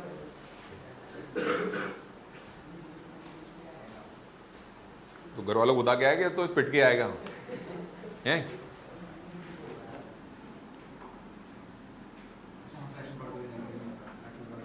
हाँ भाई सारे नन्हे राक्षस यहाँ बोर्ड पे ध्यान दो। फ्रैक्शन पार्ट का ग्राफ, राक्षसों बोर्ड पे ध्यान दे दो, ऐसा होता है। ये जब 11th में ग्राफ बनवाए जाते हैं ना, तो तुम्हारे ऐसे ऐसे जवाब होते हैं, हमारे स्कूल में तो कराया नहीं, हमारे स्कूल में तो कराया नहीं। तो ये सारे स्कूल वाले जो वहाँ नहीं कराते ना, ये बोर्ड्स में हमारे भरोसे बैठे होते हैं कि वो तो करा ही रहे हैं। तो ध्यान रखना 0 से 1 में फ्रैक्शन पार्ट कैसा होता है, ये 1 कभी होता ही नहीं इसका आउटपुट, ये उसके बाद फिर 1 से लेके 2 ये क्लोज, और उसके बाद ये 1 था, ये 2 था, उसके बाद फिर से ये, एनीवेज चलता रहेगा ग्राफ आगे तक। और इसका ग्राफ -1 से लेके कितना, ये हॉलो, और उसके बाद -2। अच्छा अब बताओ भाई तुम्हारी इंटीग्रेशन कहाँ से कहाँ करनी है। अच्छा इससे पहले एक मिनट ना, हाँ भाई जो लोग उस दिन याद है कॉम्पोजिशन वाले ग्राफ बनवाए थे मैंने ना, x - 2π 2π - x वाले, इसकी ग्राफ की इक्वेशन क्या होगी ना, 0 से 1 के बीच में ये हमेशा y = क्या रहता है, x रहता है, और इसकी होगी x - 1, क्योंकि ना 1 से पास कर रहा है, इसकी क्या होगी x - 2।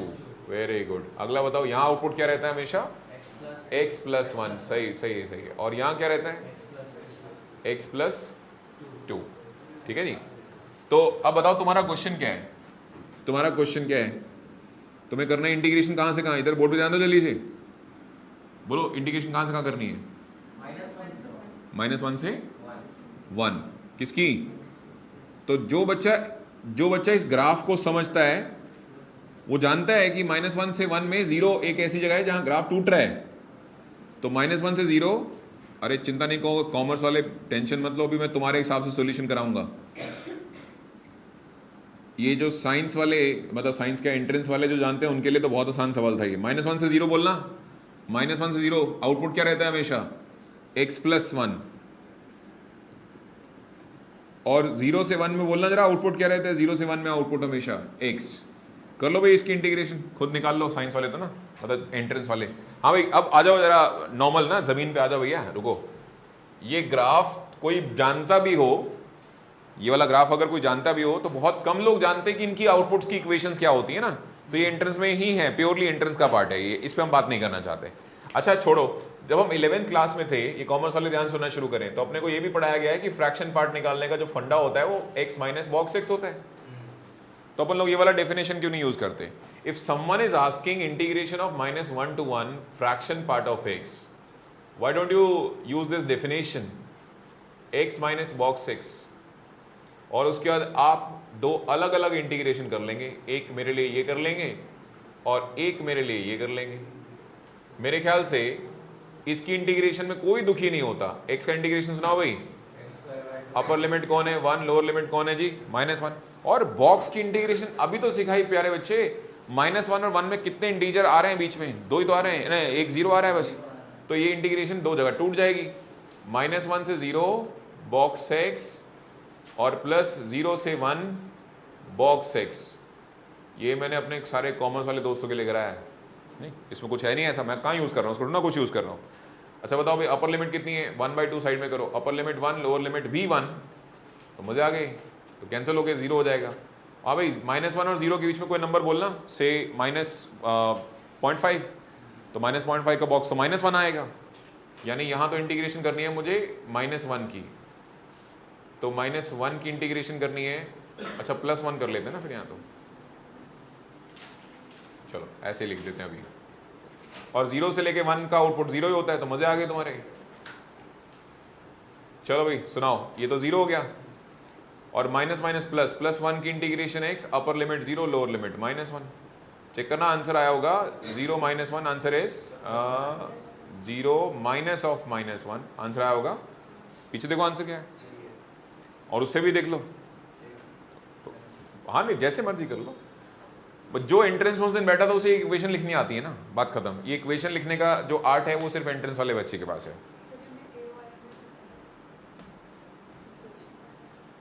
नहीं अच्छी बात है, सिखाया तो अच्छी बात है ना, कोई बात नहीं, मतलब अगर मतलब आई पे आएंगे तो फिर तुम्हें भी पढ़ाई डालेंगे ना, फिर तो मैं मैथ्स के स्टूडेंट मानता हूँ, फिर मैं कॉमर्स साइंस को भूल जाता हूँ फिर, ठीक है नहीं। बट आप बढ़ाओ क्यों रहे हो ना, उसको छोड़ो भाड़ में जाए। ये तो पता लग गया होगा भाई, ये तो पता है ना यार, फ्रैक्शन पार्ट ऑफ एक्स को निकालने का तरीका क्या होता है, x माइनस बॉक्स x। अगर आपसे पार्थ, अगर आपसे ये पूछा जाए कि 2.38 में फ्रैक्शन कितना है, तो सीधा सीधा जवाब है ना 0.38। फ्रैक्शन मतलब 2 थोड़ी ना फ्रैक्शन होता है, डेसिमल पार्ट फ्रैक्शन होता है। इसको निकालने का सीधा सीधा फंडा ये भी तो हो गया ना, इस वाली डेफिनेशन को यूज कर लो, 2.38 माइनस बॉक्स ऑफ 2.38। अब 2.38 अपनी जगह है और 2.38 का बॉक्स 2 हो जाएगा, तो कितना आ जाएगा 0.38। तो ऐसे निकाल लो, ओरल निकाल लो, ऐसे निकाल लो, बात तो वही है। तो ये फंडा याद रखो ना सभी कॉमर्स वाले दोस्त, ये याद रखो कि फ्रैक्शन पार्ट ऑफ एक्स जो होता है वो x माइनस बॉक्स x होता है। और साइंस वाले लोग भी इसी से कर लो तो ज़्यादा अच्छा है, क्योंकि ये वाला फंडा तुम्हें मार्क्स दिलवाएगा सीबीएसई में, सो आई एम डाउटफुल। ये वाली इक्वेशंस का जो फंडा है ये तुम्हें मार्क्स दिलवा सकता है सीबीएसई में, मुझे डाउट है भैया इसका, तो ठीक है नहीं दिलवाएगा ना, इसीलिए वो दूसरा बताना पड़ा मुझे। वैसे इससे सीधा कोई तरीका नहीं है। अगर मैंने लिमिट्स बढ़ा दी होती ना अभी तक तुम्हारी, -1 से लेके मतलब सपोज करो 5 तक कर दी होती, तो ये तो जल्दी जल्दी आंसर दे देगा। वो तो अभी नोटंकी है, पता नहीं कितनी जगह तो टूटेगा वो, उसका बॉक्स फैलता चला जाएगा ना। हाँ बॉक्स जो है 3 4 5 जगह टूट जाएगा बॉक्स। खैर कोई बात नहीं, मतलब तो आंसर से है। अगर पेपर में आ गया, पहली बात तो आता नहीं, टेंशन मत लो, कि ये तो पढ़ाने का मेरा मेन पर्पस तुम्हारा खुद का लेवल ठीक रखना होता है, ताकि वो सीबीएसई लेवल हमें हमेशा आसान लगे। अगर मैं ही सीबीएसई के आसपास पढ़ा रहा हूँ तो दिक्कत रहेगी, जिस दिन पेपर वो ले जाएगा ऊपर तो तुम उड़ जाओगे, और तुम्हें मैंने पहले से ऊपर रखा हो तो इसका मतलब क्या है कि तुम्हारे नंबर आए नहीं आए, तुम्हारा पैनिक नहीं होगी कम से कम। हाँ नंबर आना नहीं आना हो तो लिखने के बाद मिलेंगे ना, बट तुम डरोगे नहीं पेपर देख के ना, हाँ ठीक है यार अब आ गया है झेलते हैं चलो। ऐसा होता है ना सेंटर से बाहर रोते हुए बच्चे निकलते हैं कई बार, तो वो वाले बच्चे कम से कम तुम नहीं होगे, आदत है ना झेलने की। ठीक है भाई, प्रॉपर्टी नंबर 4 पे आ जाओ ना, फोर्थ प्रॉपर्टी। तो पहले प्रॉपर्टी जान लेते हैं क्या है। प्रॉपर्टी नंबर 4 सबसे बड़ी प्रॉपर्टी मानी जाती है, और फिर 5 6 तो पता भी नहीं लगती कब शुरू कब खत्म, और इसी से चैप्टर खत्म। तो ये इस वीक के एंड में संडे तक ये खत्म हो रहा है शॉर्ट। नेक्स्ट, हाँ, एक्स्ट्रा क्लास के साथ एक्स्ट्रा क्लास लूँगा, 2-2.5 घंटे की लूँगा क्लास। मतलब उस दिन तुम घर पे बोल के आओगे कि आज हमें, मतलब चैप्टर जब खत्म हो जाएगा तभी आएंगे, तो फ़ोन करके तंग मत करो कब आ रहे हो कब आ रहे हो। बता दें सब, कोई ऑफ नहीं हो रहा जी, कोई ऑफ नहीं हो रहा। एक भी क्लास ऑफ होगी नहीं होगी इसके लिए अभी तक मैं कोई कमिटमेंट नहीं देता हूँ। क्लासेस अपनी टाइम पे हैं, क्योंकि हम तैयारी कर रहे हैं नवंबर या दिसंबर वाले टेस्ट की, क्योंकि उसमें अगर नंबर नहीं आया ना तो तुम्हारे स्कूल वाले फिर नोटंकी बढ़ा देते हैं। वो प्री बोर्ड पे वो क्या कहते हैं, रोल नंबर नहीं दूंगा, ये करूंगा वो करूंगा, फिर क्लास में स्कूल में जैसे बिठाना शुरू कर देते हैं, इधर बैठो तुम स्कूल के अंदर। तो उस पजल से बचना चाहते हो तो सितंबर वाले टेस्ट को तो जैसे ना जो है मैं क्लास ऑफ नहीं करूंगा, क्योंकि सिलेबस नहीं तो रुक जाएगा तुम्हारा। ओके, मैं इसके बाद वापस चला जाऊंगा। देखो भाई, मेरा टारगेट है तुम्हें जो है एओआई करा लूं, और एओआई कराने के बाद अगर सितंबर तक भी एओआई मेरा खत्म नहीं होता, जिसके चांसेस नहीं है, ऐसा नहीं है, हो जाएगा, जल्दी खत्म हो जाएगा। एओआई मतलब एप्लीकेशंस ऑफ इंटीग्रेशंस। इसके बाद आगे नहीं जाऊंगा, क्योंकि उस टाइम तक तुम्हें उसके चाहिए होता है होमवर्क की जरूरत। फिर वापस पीछे आ जाऊंगा किस पे, एओडी पे ना। वो एओडी नुकसान नहीं है, क्योंकि एओडी में हर एक एक्सरसाइज दूसरी एक्सरसाइज से क्या है, अलग है, तो कोई नुकसान नहीं है। तो आप एओआई तक डटे रहो क्लास में, उसके बाद आप नहीं आओ तो चल जाएगा। ठीक है, ये जो आज की जनता गायब है, मैं समझ सकता हूँ क्यों गायब है, पता नहीं क्यों, किसी कोई एग्जाम चल रहा है, किसी कुछ चल रहा है, ये सब नौटंकी भैया तुम्हें देखनी तो पड़ेगी नहीं।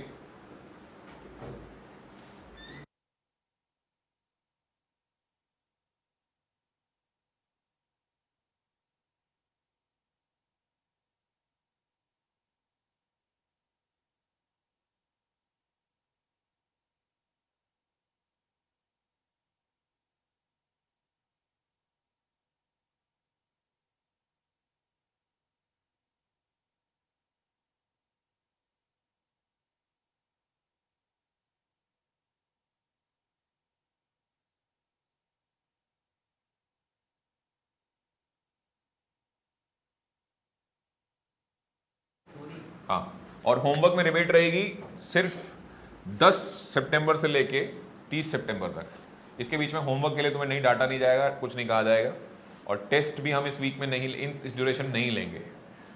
ठीक है जी, ध्यान रखना, बाकी तो वापस से ऑन हो जाएगा। तो आप आते रहो क्लासेस के अंदर, छोड़ो मत क्लास को, क्लास छोड़ना थोड़ा भारी हो जाता है। चलिए जी, प्रॉपर्टी नंबर कौन सी, 4। तो प्रॉपर्टी 4 क्या है ना, आओ सुन लेते हैं। अरे रुको भैया, प्रॉपर्टी नंबर 4 पहले सुन लो। एक तो तुम्हारे स्कूल वाले महान आत्मा है, वो प्रूफ नहीं कराते प्रॉपर्टीज का ना। ओके, तो प्रॉपर्टी ये कहती है कि अगर आपसे fx की इंटीग्रेशन करनी है तो आप इसको इसके इक्वल लिख सकते हो।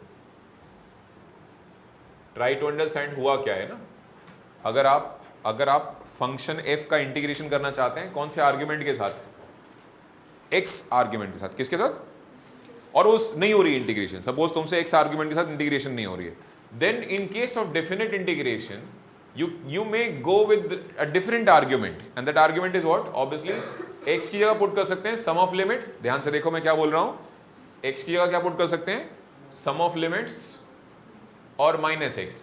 जब आप आर्ग्यूमेंट को इस तरीके से चेंज करेंगे तो आपका इंटीग्रेशन जो पहले आने वाला था वही इसके चेंज करने के बाद भी आएगा। अब मैंने पहले तो अब बच्चा कॉन्फिडेंस, ऐसे कैसे, ये तो आपने पूरा आर्ग्यूमेंट ही चेंज कर दिया, फिर भी कह रहे हो इंटीग्रेशन सेम आएगा। तो let me proof first of all my fact ना, पहले मैं अपना फैक्ट को प्रूव कर लूं कि भाई हाँ मैं सच बोल रहा था कि ऐसे होने वाला है।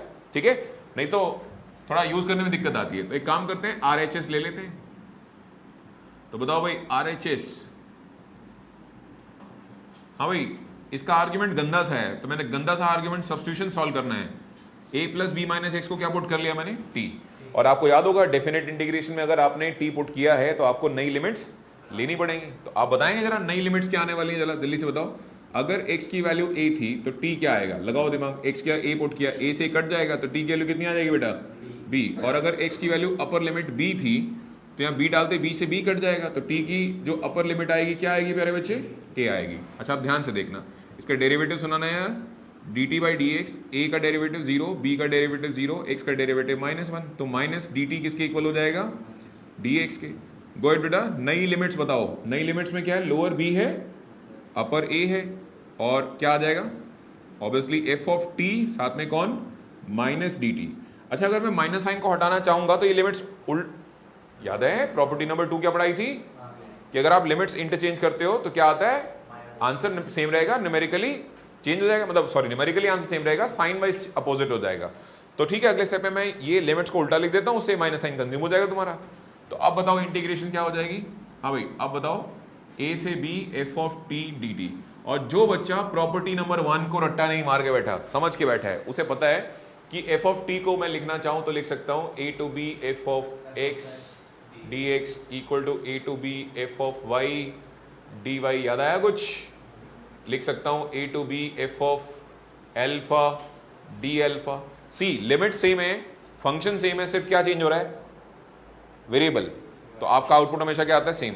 तो ये बताओ जल्दी से बताओ, ये वाला पार्ट किसके इक्वल हो जाएगा, माना जाएगा ना, तो ये वाला कौन है, ये वाला स्टेप कौन है, प्रॉपर्टी नंबर 2, और ये वाला स्टेप ना यहां से यहां आने वाला स्टेप क्या है, प्रॉपर्टी नंबर 1। और इसी से प्रूव हो गया कि सच में ना ये अब जो लिखा जा रहा है, प्लीज इस बात को ध्यान रखना कि a to b f of a plus b minus x का जो आंसर आता है वो सिंपली किसके इक्वल आता है बेटा।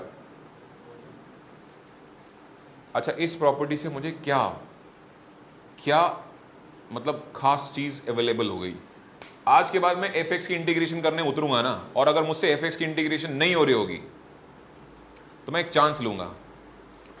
x को क्या बोलते हैं, आर्ग्यूमेंट ऑफ द फंक्शन, क्या बोलते हैं x को, मैं चांस लूंगा कि चल x आर्ग्यूमेंट से मैं इस फंक्शन को इंटीग्रेट नहीं कर पा रहा, इसका क्या चेंज करके देखता हूं, आर्ग्यूमेंट ही चेंज करता हूं। Suggest me how you can change argument, कुछ भी नहीं पुट कर सकते बेटे, there is a rule. Rule क्या है, lower limit plus upper limit minus x. आप नए आर्ग्यूमेंट के साथ ट्राई करेंगे तो शायद इंटीग्रेशन कर पाएंगे, और दैट्स माई, धीरे धीरे आपको पोल खुलती चली जाएगी। आप एक प्रॉपर्टी नोट कर लें फटाफट, प्रॉपर्टी समझ में आ गई भाई, तो कोई टफ नहीं है, मतलब आपको सीधे सीधे एक अलाउ करने को मिल गया ना।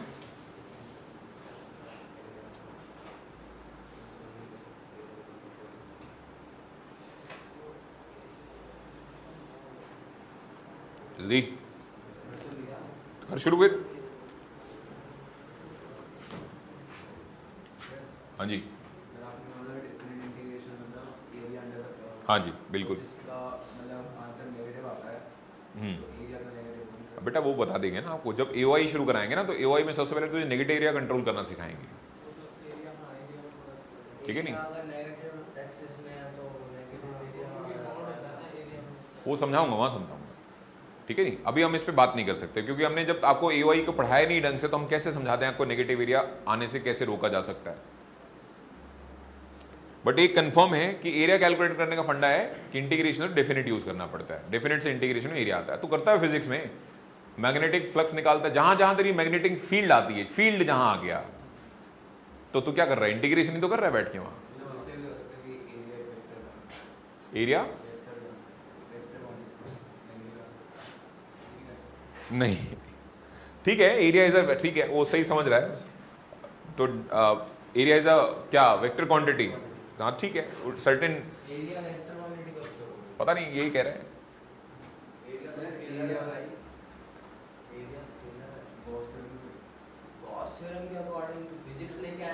नहीं तो क्या फिजिक्स, क्या जो जो चीज है सो है, दोनों बैठोगे दोनों, जरूरत नहीं है अभी, टेंशन मत लो ना, जब मैं पढ़ाऊंगा एओआई तो तुम्हें सारे कनेक्शन समझाए जाएंगे इसके। हाँ जी, अगर एक कॉपी कर चुके हो तो फटाफट क्वेश्चन नंबर 7, क्या कह रहे हैं, क्या कुछ कह रहे हैं क्या,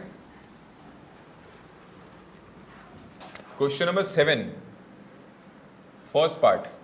तो देखो जी, मुझे बोला गया कि आप इंटीग्रेशन करके दिखाओ 1/6 से लेके 5/6 x इंटू 1 माइनस एक्स की पावर n की।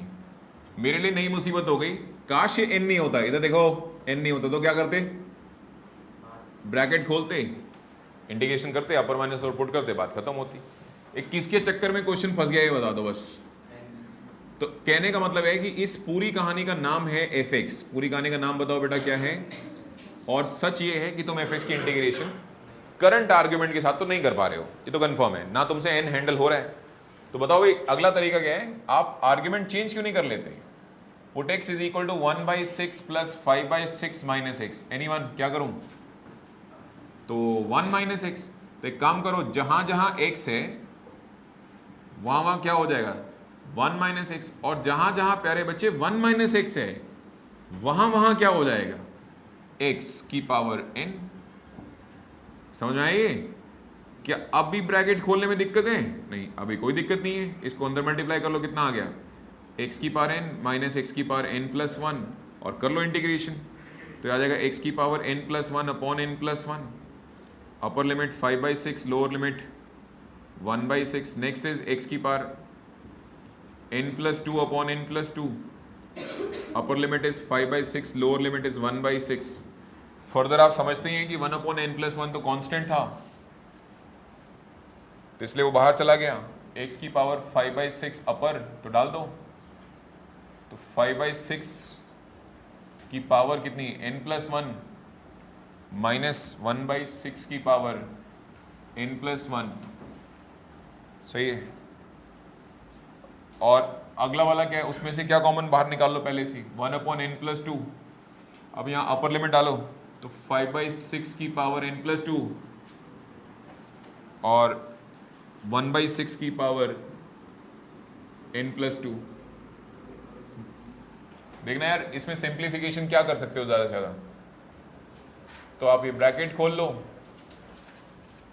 ये यहाँ आ गया, और ये वाली ब्रैकेट भी खोल लो। तो तुमने नोटिस किया कि मैंने 5/6 की सारी टर्म्स इकट्ठी कर ली हैं, और ऐसे अब मैं कौन सी टर्म्स इकट्ठी कर लूंगा 1/6 वाली। तो इसको इससे मल्टीप्लाई करूंगा तो 1 अपॉन n प्लस 1 इंटू में 1/6 की पावर n प्लस 1, और यहाँ ब्रैकेट खोलूंगा तो कितना आ जाएगा 1 अपॉन n प्लस 2 इंटू 1/6 की पावर n प्लस 2। ये बताओ कॉमन क्या आएगा। ऑब्वियसली 5/6 की पावर n प्लस 1 कॉमन निकलने के बाद जो अंदर की कहानी है वो ये आ जाएगी 1 अपॉन n प्लस 1 और n प्लस 2 इंटू में 5/6, जिसकी एलसीएम लेके आखिरी शक्ल तुम ठीक कर लोगे। और ये 1 अपॉन 6 की पावर n प्लस 1 कॉमन लेने के बाद अंदर रह जाएगा 1 upon n plus 1 minus 1 upon n plus 2। In fact आप माइनस साइन भी कॉमन ले रहे हो। अच्छा, अगर माइनस साइन कॉमन ही लिया था तो ये पहले से ही प्लस था, क्योंकि ये भी माइनस। अरे नहीं नहीं, रुकना गुरु।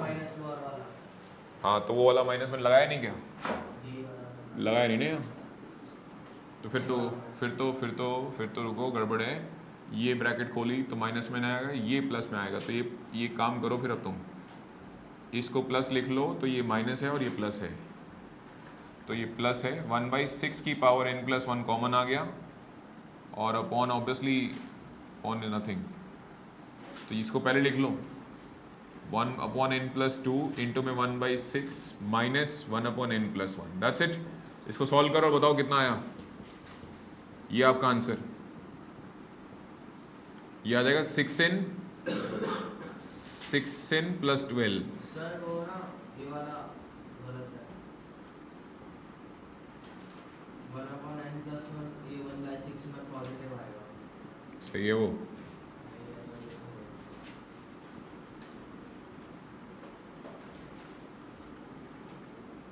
आपने माइनस कॉमन नहीं लिया ना।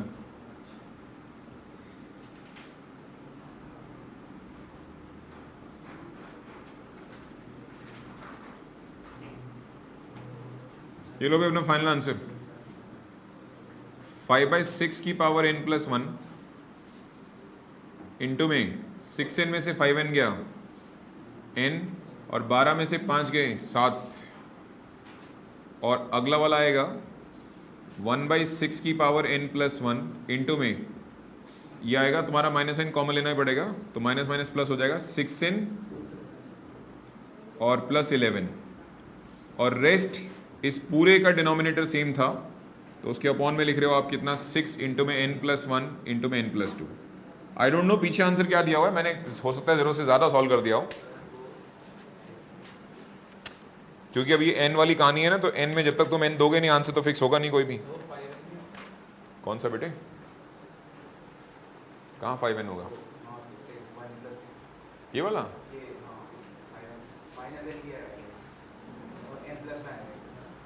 ये एलसीएम लेंगे ना, 6n -12। अच्छा n+1 लिखा ही नहीं, तो ये n+1 तो कितना आ जाएगा -5n, तो ये 5n आएगा, बाकी ठीक है, सही है, 5n - 7, ठीक है। ये नोट कर लो भाई, ये आंसर है आपका, बस भाई, ठीक है। और अगली क्लास में हम शुरू करेंगे ऑब्वियसली इस प्रॉपर्टी की एप्लीकेशंस ना। ये तो अभी प्रॉपर्टी पढ़ाई, इस प्रॉपर्टी हमने क्या सीखा भैया, कि आपसे करंट फंक्शन में इंटीग्रेशन नहीं हो रही है तो क्या करो, उसका आर्ग्यूमेंट जरूर चेंज कर लो। ये कुछ रिजल्ट है जी